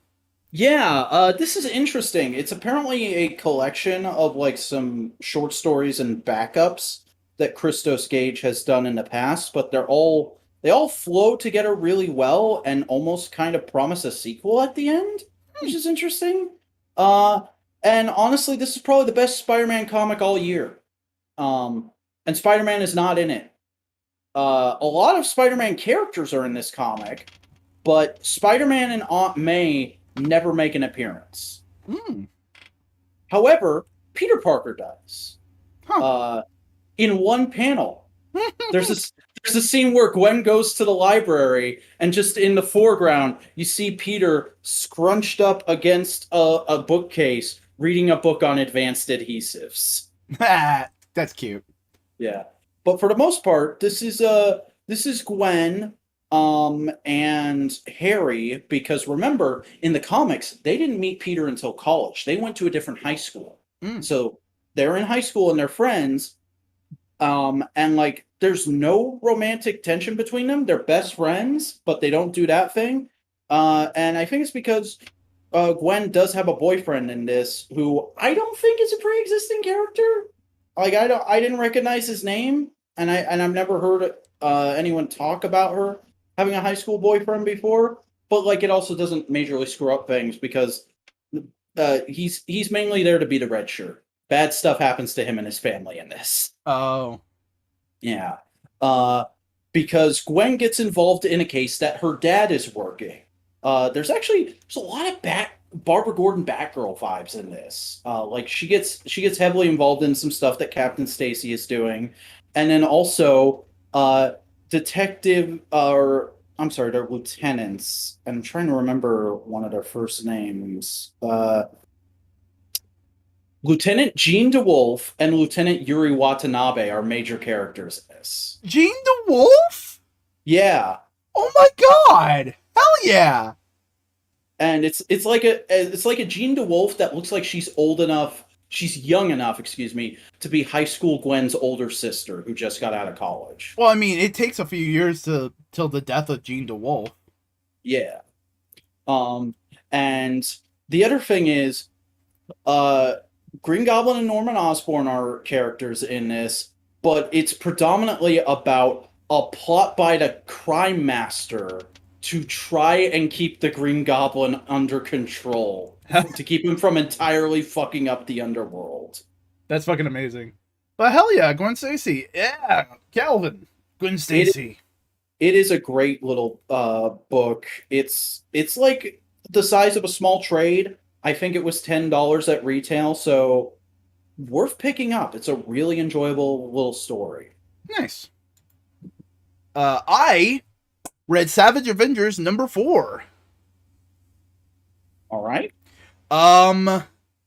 This continues the realization that this Deathlock is a alternate reality Miles Morales. Oh yeah, that's right. And basically, the background B plot of the story is him just wrestling with the computer, trying to retain his humanity.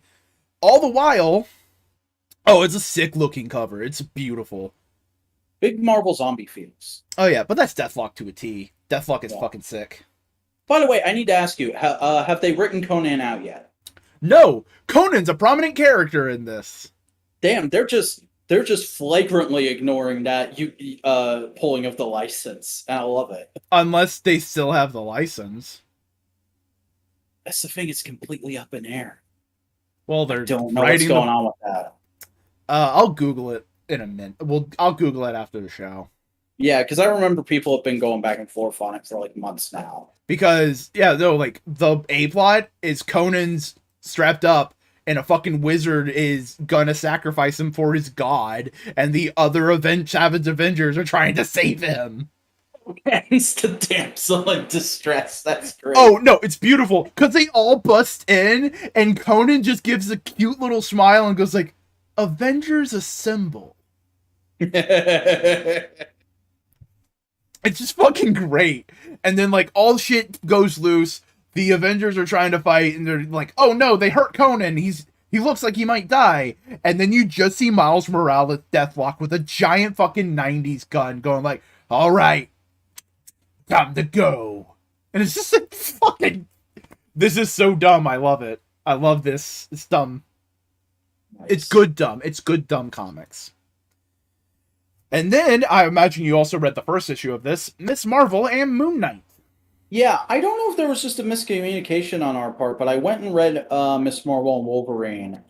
And I don't know why, but for some reason, the way you talked about it, I assumed it was a mini series, not a one-shot. So when you said, well, it should just be Marvel Team Up, I was like, but Wolverine's going to be in the whole thing. I don't know why, because it's supposed to be every issue. Now I get it. It's a series of one-shots. They could have just made it a Marvel Team Up mini-series. Yeah.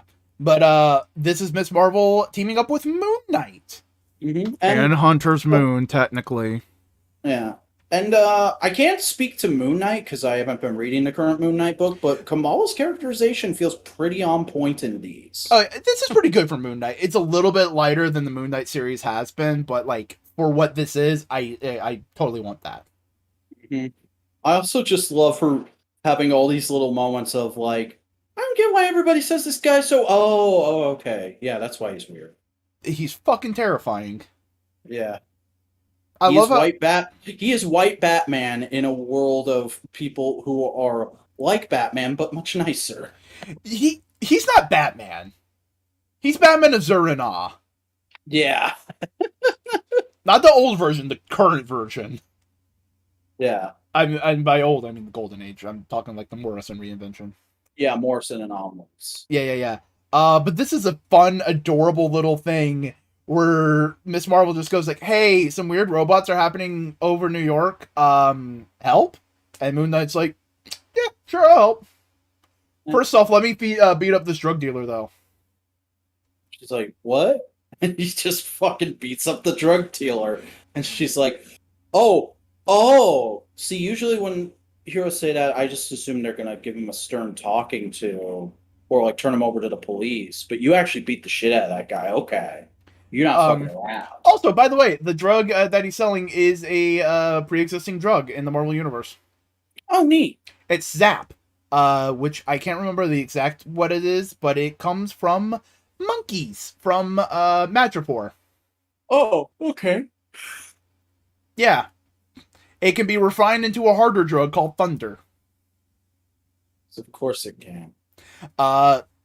Marvel for you. But basically, they fight a bunch of fucking rats. They sure do. And then the rats turn into a big thing. And big robot. And so, Hunter's Moon comes in, he casts Summon, and Khonshu shows up for a second. For one panel, just movie Khonshu up in this, or I guess Disney Plus Khonshu up in this bitch. And then Miss Marvel goes like, the fuck just happened? Don't worry about it. Yeah. You were a nice person, Miss Marvel. I liked working with you. Oh, thank you, Hunter's Moon. It's a good little one shot. And Moon Knight's just standing off to the side like that fucking ass. Fucking suck. It's look cool in front of Miss Marvel. Goddamn fucking. Real quick, best fucking thing in the thing. She's going like, oh yeah, no, these robots are like targeting mutants and Inhumans, maybe. Do you got any thoughts on that? And Moon Knight just goes like, could they be hunting vampires? Wait, there's vampires? Yeah, my secretary's a vampire. And she's just and his secretary and like who's a main character in the Moon Knight books, it's just giggling. It's like, oh, this sweet young girl.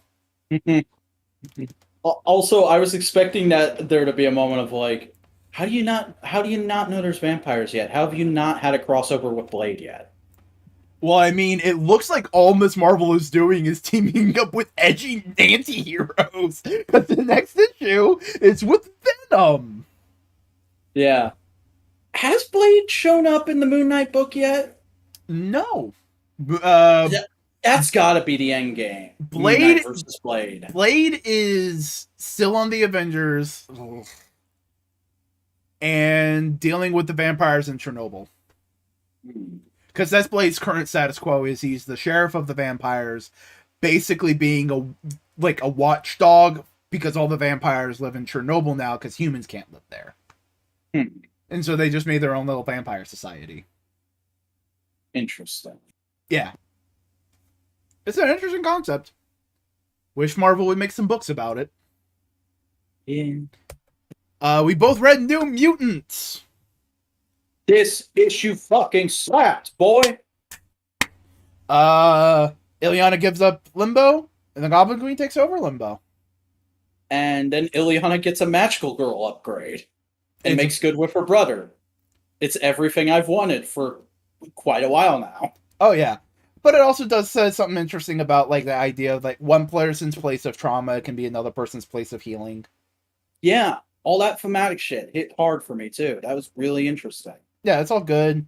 And there's like a nice little thing of like the bit of Ileana's kindness she showed to the fucking wizard dude got reciprocated as like a form of hope for her. And then like just I love the sick bittersweetness. The almost irony of her like finally making good with her brother after them having not been on speaking terms for so long. And just knowing that other shoe is there ready to drop whenever. And they made sure you know what the other shoe is. And he goes like, oh yeah, no, my memories and I can't remember some things. Yeah, by the way, he's being mind controlled by his fucking brother, you dipshits. Uh-huh.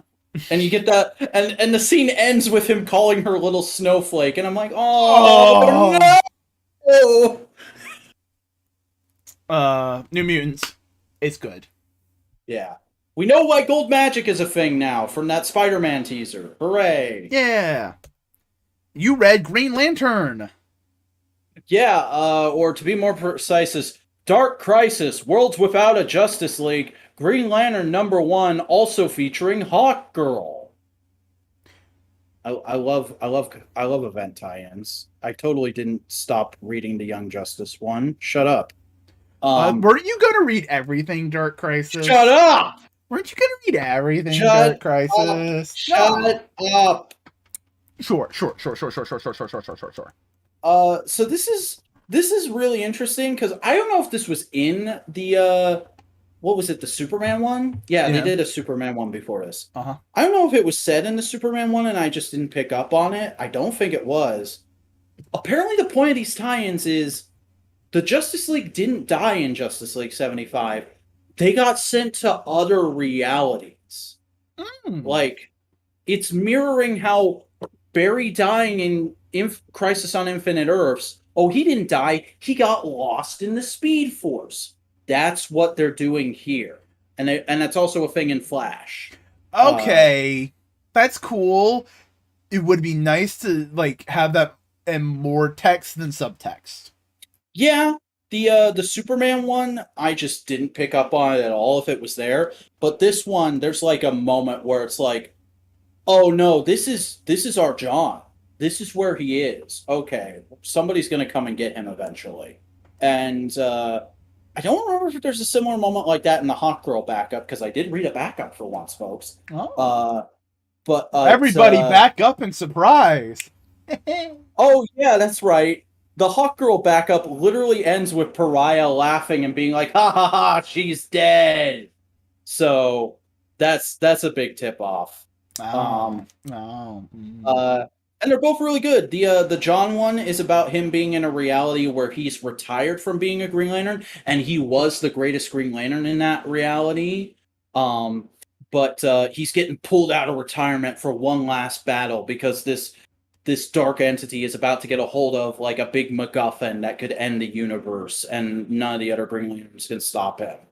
And that's a cool moment. And then the Hawkgirl one is just her going to this temple where there's apparently a serum, this like ancient ruins temple, where it's like a play on the normal trope of like, oh, searching for the key to immortality. She's searching for the key to not be immortal because she's been reincarnated so many times and she hates not caring about dying, not feeling like her lives matter, but also having all these memories of past lives and it fucking her up.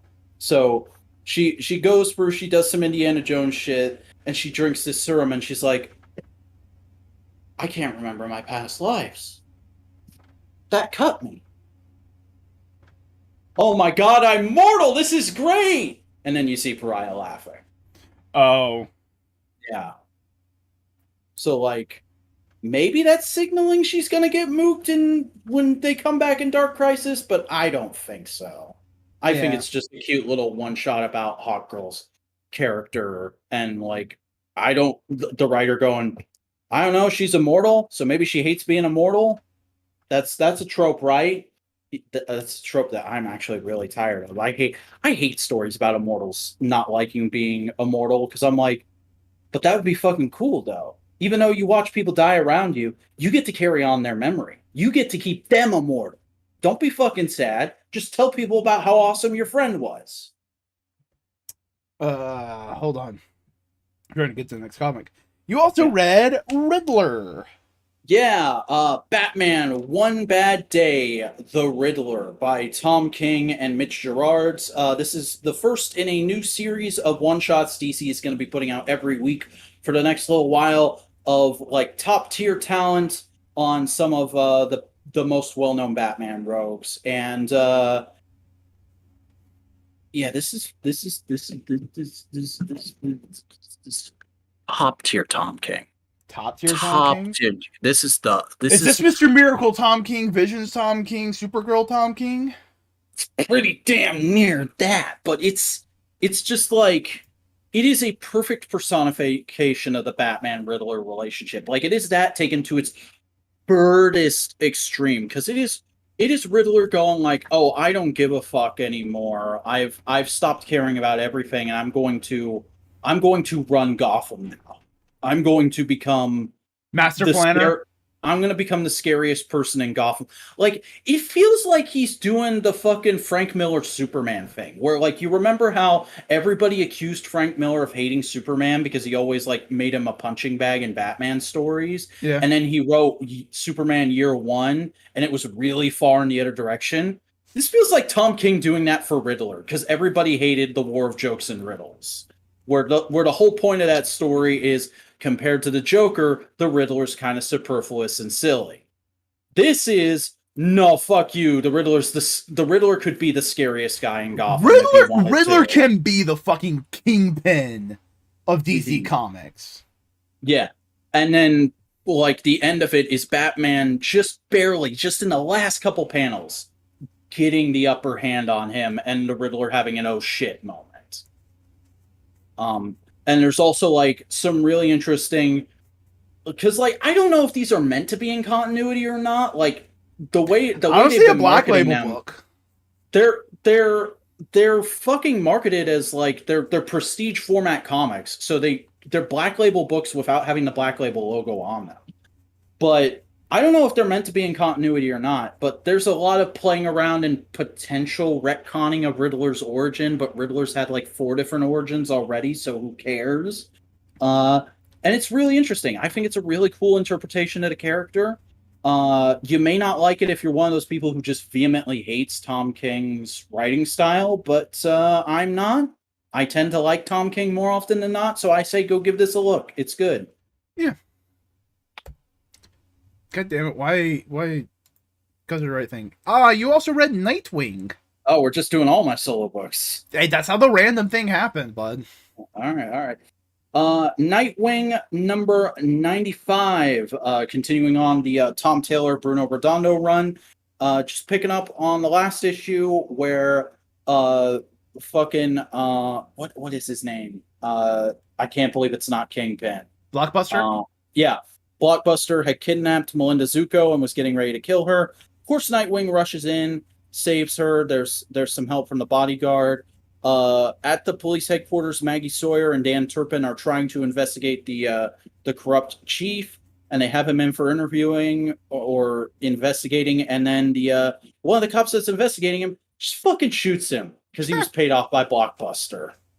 And Maggie Sawyer is immediately like, "Yo, who else is in here is with him? Who else is being paid off by Blockbuster? We're rooting this shit out right now." And nobody will fucking talk to her. And she's just like, God damn it, Grayson gave me a job I can't do. And then there's a moment where all the heroes who know Dick Grayson go and meet up, and there's an interesting, awkward interaction between Batwoman and Maggie Sawyer that hints that maybe maybe Tom Taylor wants to write a Batwoman book. Oh. And there's also just a great group shot of all of Dick Grayson's friends being like, yo, we're here to help. We're your family. Yes. We are family. It's full on that moment. And then there's a big knockdown, drag out fight where Blockbuster goes to try and destroy Haven. It's just like, all right, they're doing everything they can to root me out, and I'm not getting rooted out of my city. It's just my city. When I was a boy. When I was a boy. It's that full on thing, and him and Nightwing have a face off, and he beats the fuck out of Nightwing and knocks his mask off. Zach, I just want to ask you something real quick, and I want you to be honest with me. Is Nightwing just Daredevil? Nightwing is just happy Daredevil.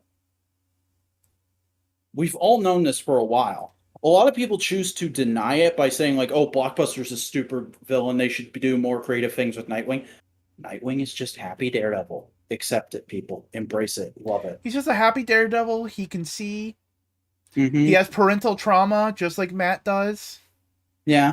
He's very socially conscious. He has 2 clubs that he beats people with. He has, like, 6 different girlfriends that all could be strongly argued are his one true love.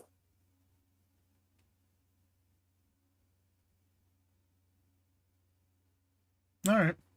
It's a good issue. I liked it. Hey, guess what we both read? Hey! We both read issue 30 of X-Force. Yeah.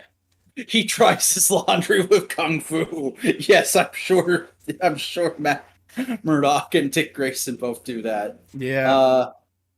Yeah, I read this predominantly just because that issue of Wolverine promised that Deadpool was going to be back on X-Force, and I had to see how that went, even with the banner. And yeah, it's good shit. I like the kind of interesting character dynamics. I like that, like, several people are just fucking off, and Deadpool's like, what? Who'd I offend? And then fucking him and Omega Red get into a big fight, and the promise of what is to come. Because basically, the issue starts off with Wolverine being pissed that they can't resurrect Kid Omega because he started to grow on the kid. He's like, come on! Kid had some character development. He deserves to live. I've had so many surrogate daughters. Let me have a surrogate son. Please! And Xavier goes like, dude, it's a story. It's gonna happen eventually. Just fucking relax. Fine, but I don't... And Dawkins in the background is just like, Dad, we could hang out. Shut up! Nobody likes you! Except for the gays. My girlfriend likes me. Who's your Ray? But basically, and should we just say who's going to be the next arc villain? Apparently, Raven is hunting the goddamn X-Force. So let's go. Because they're apex predators now. And it's like, oh yeah, they are. Mm-hmm. It's like, ooh, I could make a thing out of that. That's also fun. I love the continued playing into people wanting, like, being mad at the mutants and wanting them to bring celebrities back. Like in this issue, we see a bunch of protesters outside a portal who are asking for Elvis and J.R.R. Tolkien to be brought back. Yeah, completely misunderstanding the point. Almost as if they're people who can't read comics and misunderstand all of what the X-Men's been doing.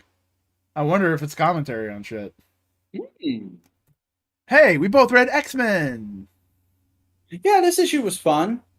I don't understand a lot of it, but it was fun. Let me explain, because this also deals. This is very much a twin issue with Death to Mutants. So I mean, this is straight up a tie-in. Oh yeah, it is straight up a tie-in. But the team's fun. They're good banter, good dialogue between everybody. They feel fun. Yeah, we get solid moments for Magic and Forge, and that's enough to make me happy. Glad I came in today. Oh yeah, Forge is fun to see, and just being like a badass of like, I fucking hit him with a fucking giant thing. It's like, yeah, that's cool. Yeah, no, fun X-Men book. Anything else you want to say? Are you there? I was just rereading this one page. Okay, sorry. Sorry. You were in a very still pose, and I'm just like, oh no, then my shit freeze up. That's my that line of dialogue caught my attention because I remembered wanting to screen cap this panel. Why was that? Oh yeah, okay, that's funny. Yeah. But I'll explain more of like some of the background stuff when it gets to Death of Mutants, because I did read that this week. Mm-hmm. But we did both read Strange, or as I'd like to call it, Boingo called this. Boingo called this. Oh, did you? I forgot. Yeah, no. Every time I have read Strange, or we have read Strange, I had said, "Oh yeah, the Harvest guy. He's fucking Doctor Strange. It's Steven." See, there's a moment here, like literally panels before they show that it's Steven, where like in the narration they're talking about like, oh yeah, Doctor Strange, his soul would be the ultimate prize for somebody in the underworld. And for some reason I misread that as, oh yeah, that's right. Umar was in this issue. Cleus from the Dark Dimension. Fucking Dormammu's probably got Strange in like a little cage or something. That's totally what's going on. And then I turn the page and it's like, oh, hi, Steve. But hey, Steve's right. the Grim Reaper. Fucking cool. Yeah. He's got gray hair now. He's a cool anime pro tag. Yeah, he's gonna be back in like the next 5 issues. He's gonna be Doctor Strange again. They're gonna be co-Doctor Strange, you know it. It's fun though. I like it. It's a neat dynamic. Mm-hmm. And it's gonna set up their status quo for the MCU quite nicely. Yeah. And I like Clea. I like Clea's declaration. I am Clea Strange. Mm-hmm. She's very like, no, I am doing this for my husband. I love him. I will never forget him again. Fuck all that shit. I know he did it for a good reason, but fuck him. And fuck him. I'm getting him back so I can fuck him. Yeah. It's fun. Doctor Strange. The Strange books has been fun. Yeah. Hey, you read Flash and Flash and Flash. Yeah. This is where is this issue? Okay, here it is. The Flash number 785. This is the wrap up of the arc that we've been on for the last few issues of them going across the multiverse to try and find Barry. And it turns out that Barry was in that universe where everything was like the Golden Age, and it was weird, and Wally didn't know what to make of it. They have a big old fight because for some reason that universe makes Barry think that Wally is Eobard, and he's like, you're not gonna fuck with my family again. And he's like, I'm your friend. Stop beating the shit out of me. And then Linda shows up with her Speed Force powers and is like, yo, stop beating the shit out of my husband, Barry. And he's like, wait, Linda has Speed Force? Wait, what the? Oh, fuck, I'm sorry. And they're like, yeah, let's go get the others and go back to fucking Earth Prime, I think is the name of the main DC universe now. Let's just get home. Yeah, let's just go back. And then there's a big moment of, all right, we're all back together again. Let's go help out with the bullshit that's happening in Dark Crisis. Follow Barry as he heads to look for the Justice League in Dark Crisis number 4. So Barry's the Flashes are gonna go back into Speed Force and get the rest of the Justice League from those one shots. Nice, cool. Yeah. Always break the universe with your feet. Yeah, it's solid. It's fun. Some cute moments with the Flash kids in this, because remember they're in that dimension that looks like it's a fucking negative Earth because there's a Flash that's Batman, and there's a moment where like they think he's a bad guy, and then they find out like, oh, we're being tricked by one of his villains. Okay, we're gonna fuck this guy over. Nice. And Flash Batman is actually a really nice guy because Batman is nice to kids. Batman is nice to kids. Batman's nice to most people. He's just a little tack-turned. Mm-hmm. We both read Do a Powerbomb issue number 3. This issue is so fucking good, man. Oh my god, the teams are so cool. I want figures of all these teams. This could be such a good toy line. NECA? No, not NECA. No, Boss Fight. Boss Fight Studios. Yeah. But it is big, it's fun. I like the dad just going like, I feel so fucking bad. And like he has these moments where he like goes all out. Like he clearly is actually good at real fighting. And then she's like, "You don't have to do that." And he like goes, "But you're my." I can't say that. Kayfabe. Oh, it's so great. Real quick, Oranga Bros? Oranga Bros. I felt so bad for them. I so bad, but like that panel where she just goes like, I want my mom back, and you can see in their faces like, yeah, we understand. Mm-hmm. Also, I like that apparently everybody is trying to get somebody back. That's not just the thing motivating them and oh, everybody's here to fight because they like fighting. Like I No. want to know those scary British looking dudes that they're gonna fight next issue. I want to know who they lost. Oh man. Or I'm Or sorry, not British. They look like classic gladiators. yeah, they're the Roman. Yeah. But goddamn, I love the face versus like Daniel Warren Johnson understands face versus face wrestling. Mm-hmm. Where it's not so much of who is going to win, it's like the motivations behind it and who's going to have a tragedy. Yeah. I also love that there's a moment where because like they're like, no, this is real fighting. It's not this guy doesn't understand that wrestling's not real, and also like our universe is the only universe where wrestling isn't real, which is interesting. Well, I mean, technically, So, like, wrestling when it started was real, and it only got rigged because people got bored. yeah. Uh, and then, but there's like actually a moment where they full on explain the rules. And I thought that was really interesting because you never get that in actual wrestling anymore. It's just kind of understood through osmosis what the rules are supposed to be. Yeah, 10 seconds outside the ring. All this. You can interrupt a pin once. Though they do it a lot in real tag team wrestling to just fucking. They don't give a shit about that in AEW. Yeah, no. But goddamn, I love just. This is a love letter to professional wrestling. It's so good. It's if you like sling, if you like comics, read this book. Yes. Also, if you just like a beautiful fucking art, Daniel Warren Johnson's art. Oh, the impact when you see that double lariat. Oh my god. You see why I'm such a fan of this guy? Yeah, this man's good. This man's so good. And like the way he just draws raw human emotion, it still feels ugly, but it feels beautiful. Like just the look of sadness on the main female character's face. It's just And like the anime-esque narration that'll pop up at times where like just the dad's thinking about the coach telling him like you gotta let your daughter be a wrestler. She's got this raw, untapped talent that you don't get all the time. Yeah. It's so good. I hope the orangutans stick around as like side characters. Yeah. You see them in the stands in the finals or something like They that. just become Joey Wheeler to their Yugi. Yeah. We both read World Finest. I love this issue. I'm really enjoying Tom Taylor's Nightwing right now. This is the best Dick Grayson story I've seen in a long time. I love how it's just a love letter to the circus, to that aspect of Dick Grayson. To like the origins of superheroes as a concept. Like, but it also you get to see Superman be an actual circus strongman in this. It's so I good. smiled so cool at that.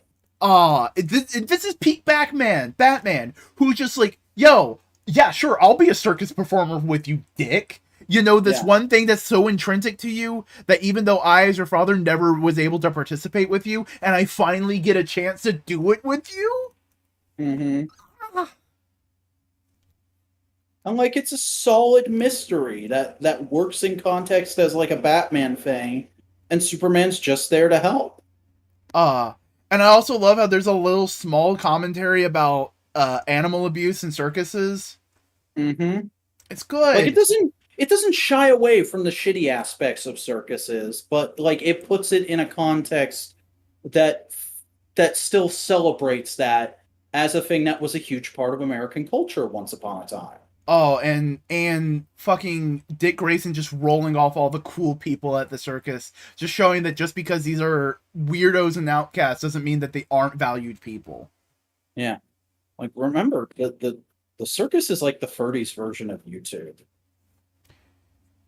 I love this. This is all my heart. Mm-hmm. Best fucking this genuinely best single issue of this series so far. Yeah. Because it is you can pick this up and like you need no context other than Robin got lost in time. yeah. And they set it up. They set it up. Mm-hmm. It's good. Also, that lunch lady just hitting on Superman. It's fucking adorable. Yeah. And him having like the most all right. Ma'am, I'm married? Yeah. I don't see a ring on your finger. Oh. He's full on having that YouTuber at the convention experience right there. We both read Batman, The Knight. This was really interesting. Oh yeah. I really enjoyed the conversations Bruce had with the manufactured sociopath, essentially. Yeah, the guy who's totally supposed to be Hugo Strange, but is too early to be Hugo Strange, so they just made him a black guy and gave him a different name. Yeah. But it's hey, you learn you could learn to remove your emotions, and Bruce goes like, I can't. And I'm just going to use them to make me a better person. And he goes like, oh, you're using your emotions as a weapon. Neat. Hmm? Why don't you go meet this guy I know? Why don't you go check out this Raz Al Ghul fellow? Why don't you go check out the League of Assassins? Also, hey, your friend didn't really betray you all the way. Here he is. But I bet he's going to be forced to before the end of this book. Yeah. It's good. It's a good book. It's a good book. Mm-hmm. Over under. You think we're gonna see Talia before the end of this book? You think she's gonna show up and be like, "Hey, let's fuck," and him be like, "No, I have to be Batman." I think they're gonna fuck, and then she's gonna go like, "Hey, you should stay here with me," and he's going, "No, I gotta be Batman." I think that's the operation. You know, I don't think anyone has ever done a proper like. This is the moment when Damian was conceived. Son of the Demon. But that's not canon, and more since that like that's the inspiration, but that's not the actual moment. So like they could, and if they do this, that's here. like 10 years of Batman before Damian. Yeah, no, that can track. Yeah, because Damian is 8 when Bruce first meets him, and like it's been a couple years now. I could buy that Damian's like 11, 12 now. Sure. No, he's a Teen Titan. He has to be at least 14 now. Sure. Like they fucking care. I care. Damn it. It's still real to me, damn it. Oh, why did I say you read this? I don't know. Maybe because I put so many other X-Men comics in there? Probably. I read Death of the Mutants. Death of the Mutants. Zach didn't. Ignore the logos. This is a lie. Yeah, we're just going to put a little sticky note over that. Yeah, just put a sticky note until we tell you otherwise. Like many bits of this event, this is half truth disguised as a plot twist. So basically, this whole thing is about Druig going like, oh, we're going to kill the mutants because I want to consolidate political power and all this kind of stuff. Meanwhile, all the good Eternals are going like, fuck Druig, we need to figure out this situation. We need to get it so like but we also can't just fight them ourselves because that could just cause a lot of fucking problems. So we need to be clever about this. So Icarus, the meathead, comes up with the plan. And it's a good one. Basically, they disguise themselves, go into stealth mode, and basically just open the door for the mutants to come in the X-Men issue. Nice. So the X-Men can fuck up all of Druig's plans, and the Eternals get to go like, fucking what do you mean, Druig? We didn't do any of that. But throughout the whole thing, Druig's just going like death to the mutants, all that kind of stuff. And then the last panel is Gilgamesh, not Gilgamesh? Yeah, Gilgamesh and Icarus basically having a conversation of like, yo, the Eternals are kind of a fucked up concept, you know? Every time we die, we take a human life. We're fucked, you know? We try to protect the humans. We weren't really here for that. It's just overall, the Eternals are kind of like the Eternals as we are. We're kind of shit, aren't we, Icarus? Yeah, we are. You know what? I'm gonna send a message. And he uses his eye beams to write a message. Death to the Eternals. Hmm. This is a good event so far. I'm enjoying this whole thing. Seems like it. Because it's basically taking everyone's preconception of like what a Marvel event is, which is heroes versus heroes. Everyone's fighting each other. Everyone's out of character. Everyone fucking hates each other, and going like, no. There's a bigger enemy afoot. And yeah, at first they think they're against each other, but now they realize they're all on the same side and they're all doing this kind of stuff. And it's like, oh, that's cool. I've been enjoying it. It's good. And this is the last book. We both read Iron Cat. I love how the cover spoils like the biggest fuck yeah moment in this issue. Yeah. Because like half this issue is just building up to, oh, Felicia built another Iron Cat in secret without telling Tony so she could get the drop on her ex. Yeah. This is just the messy breakup of comics. Mm-hmm. This is just two people who are just arguing over and over again about the same fucking things. And they're probably going to be forced to reconcile and be friends in the next issue in order to solve things because fucking, is her name Tessa? Madam something. It's T something. Yeah. The X. Yep. Because she turns off the inhibitor protocols on Madam Malice is the name of the AI. And it ends with Madam Malice being like, all right, I got full control of the armor now. Skynet! I got full control of all the armors now. I'm going to fuck everything up. And oh no, what are we going to do about that? Yeah. Well, it's probably going to be all these Iron people teaming up. And maybe we'll get cameos from Rhodey too. I don't know. Spider-Man suits up and goes like, hey, Black Cat, because we're dating right now. What's going on? My ex, she's over there. Mm-hmm. And you have the Scott Pilgrim moment. Like, wait, you dated a girl? Yeah? Okay, cool. All right, could we maybe, Peter, focus! And besides, if we're gonna do it with anybody, it's Mary Jane. What? Yeah, Mary Jane's hot. I mean, yeah, I know, but like, you want to fuck Mary Jane? Everyone wants to fuck Mary Jane. Tony's like, I fucked Mary Jane. You what? It was a one-time thing, and we were both a little drunk. It was a relapse. I'm not proud of it. You weren't dating her at the time. Neither of you were. Dude. She's like, how much younger should Mary Jane and Peter be to Tony? I'd say 10 years. Yeah. Young enough that it's a little creepy, but not entirely inappropriate, because they're all adults. Yeah. And I don't even think that would be the first thing in your head when you say, oh, Mary Jane and Tony start fuck. Mm-hmm. It's just more of like, yo, bro code.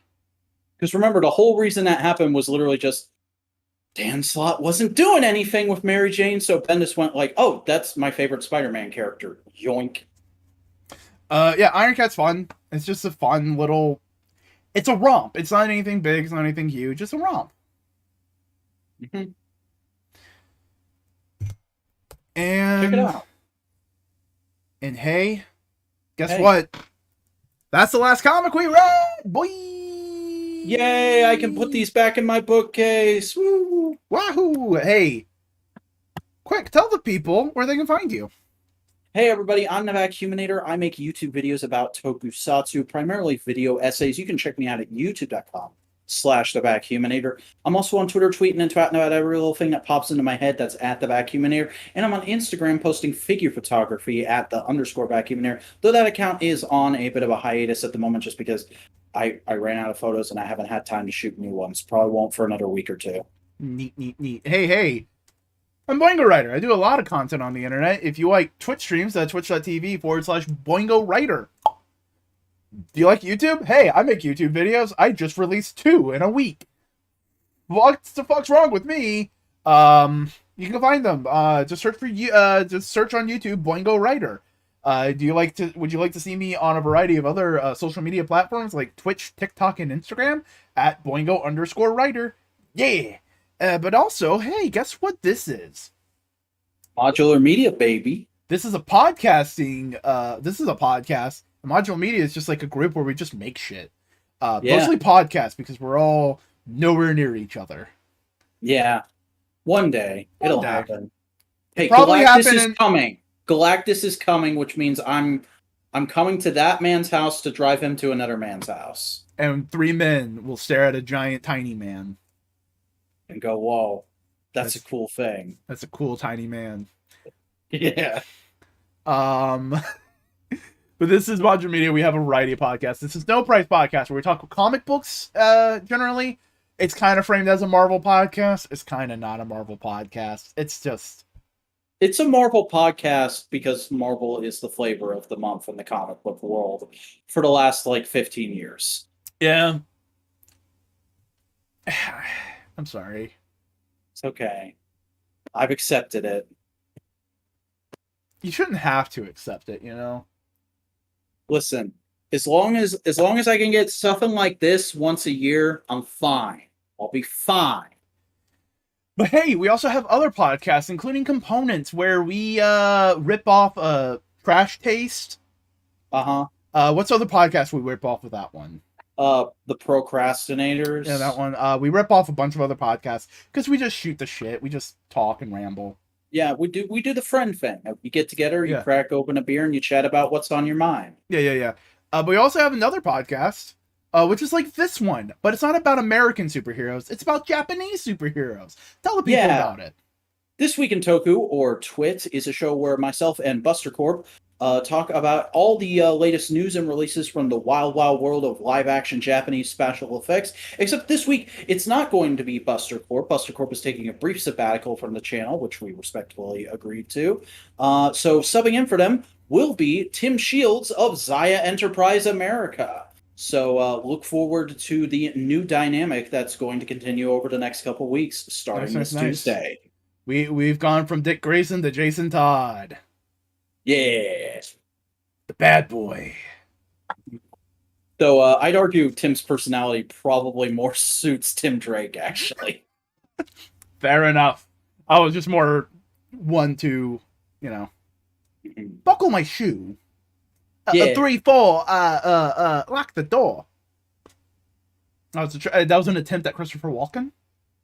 I could tell, but also isn't that like a cheerleading thing? What are you talking about? That's a nursery rhyme. Oh yeah, I'm thinking of a different but similar number-based rhyme scheme. Sorry. And then there's also the Freddy Krueger version. Hell yeah! Just saw what Tim put in the chat.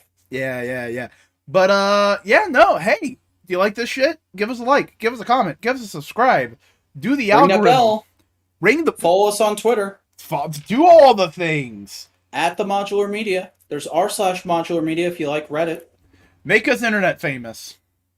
Please, we're begging you. We're not going to have good careers otherwise. We are white nerds with opinions. This is the only course of option we have. And we're all either in dead-end jobs or unemployed. So, fucking help a brother out here. Look here. I have to fucking support a VTuber. He doesn't pay me jack and shit. He abuses me. Guys, I have to buy toys. I literally have no choice. I have to buy everything Hasbro makes. If Vac doesn't buy a toy, he cannot breathe oxygen. It's literally true. It's a rare birth defect I have. If there is not a certain amount of petroleum in his room at a given time, he is unable to breathe oxygen. Oh god. I think that's enough. Do you have anything else you want to say? Read Woman of Tomorrow. It's really good. The trade's not as bad as people say it is. Enough said.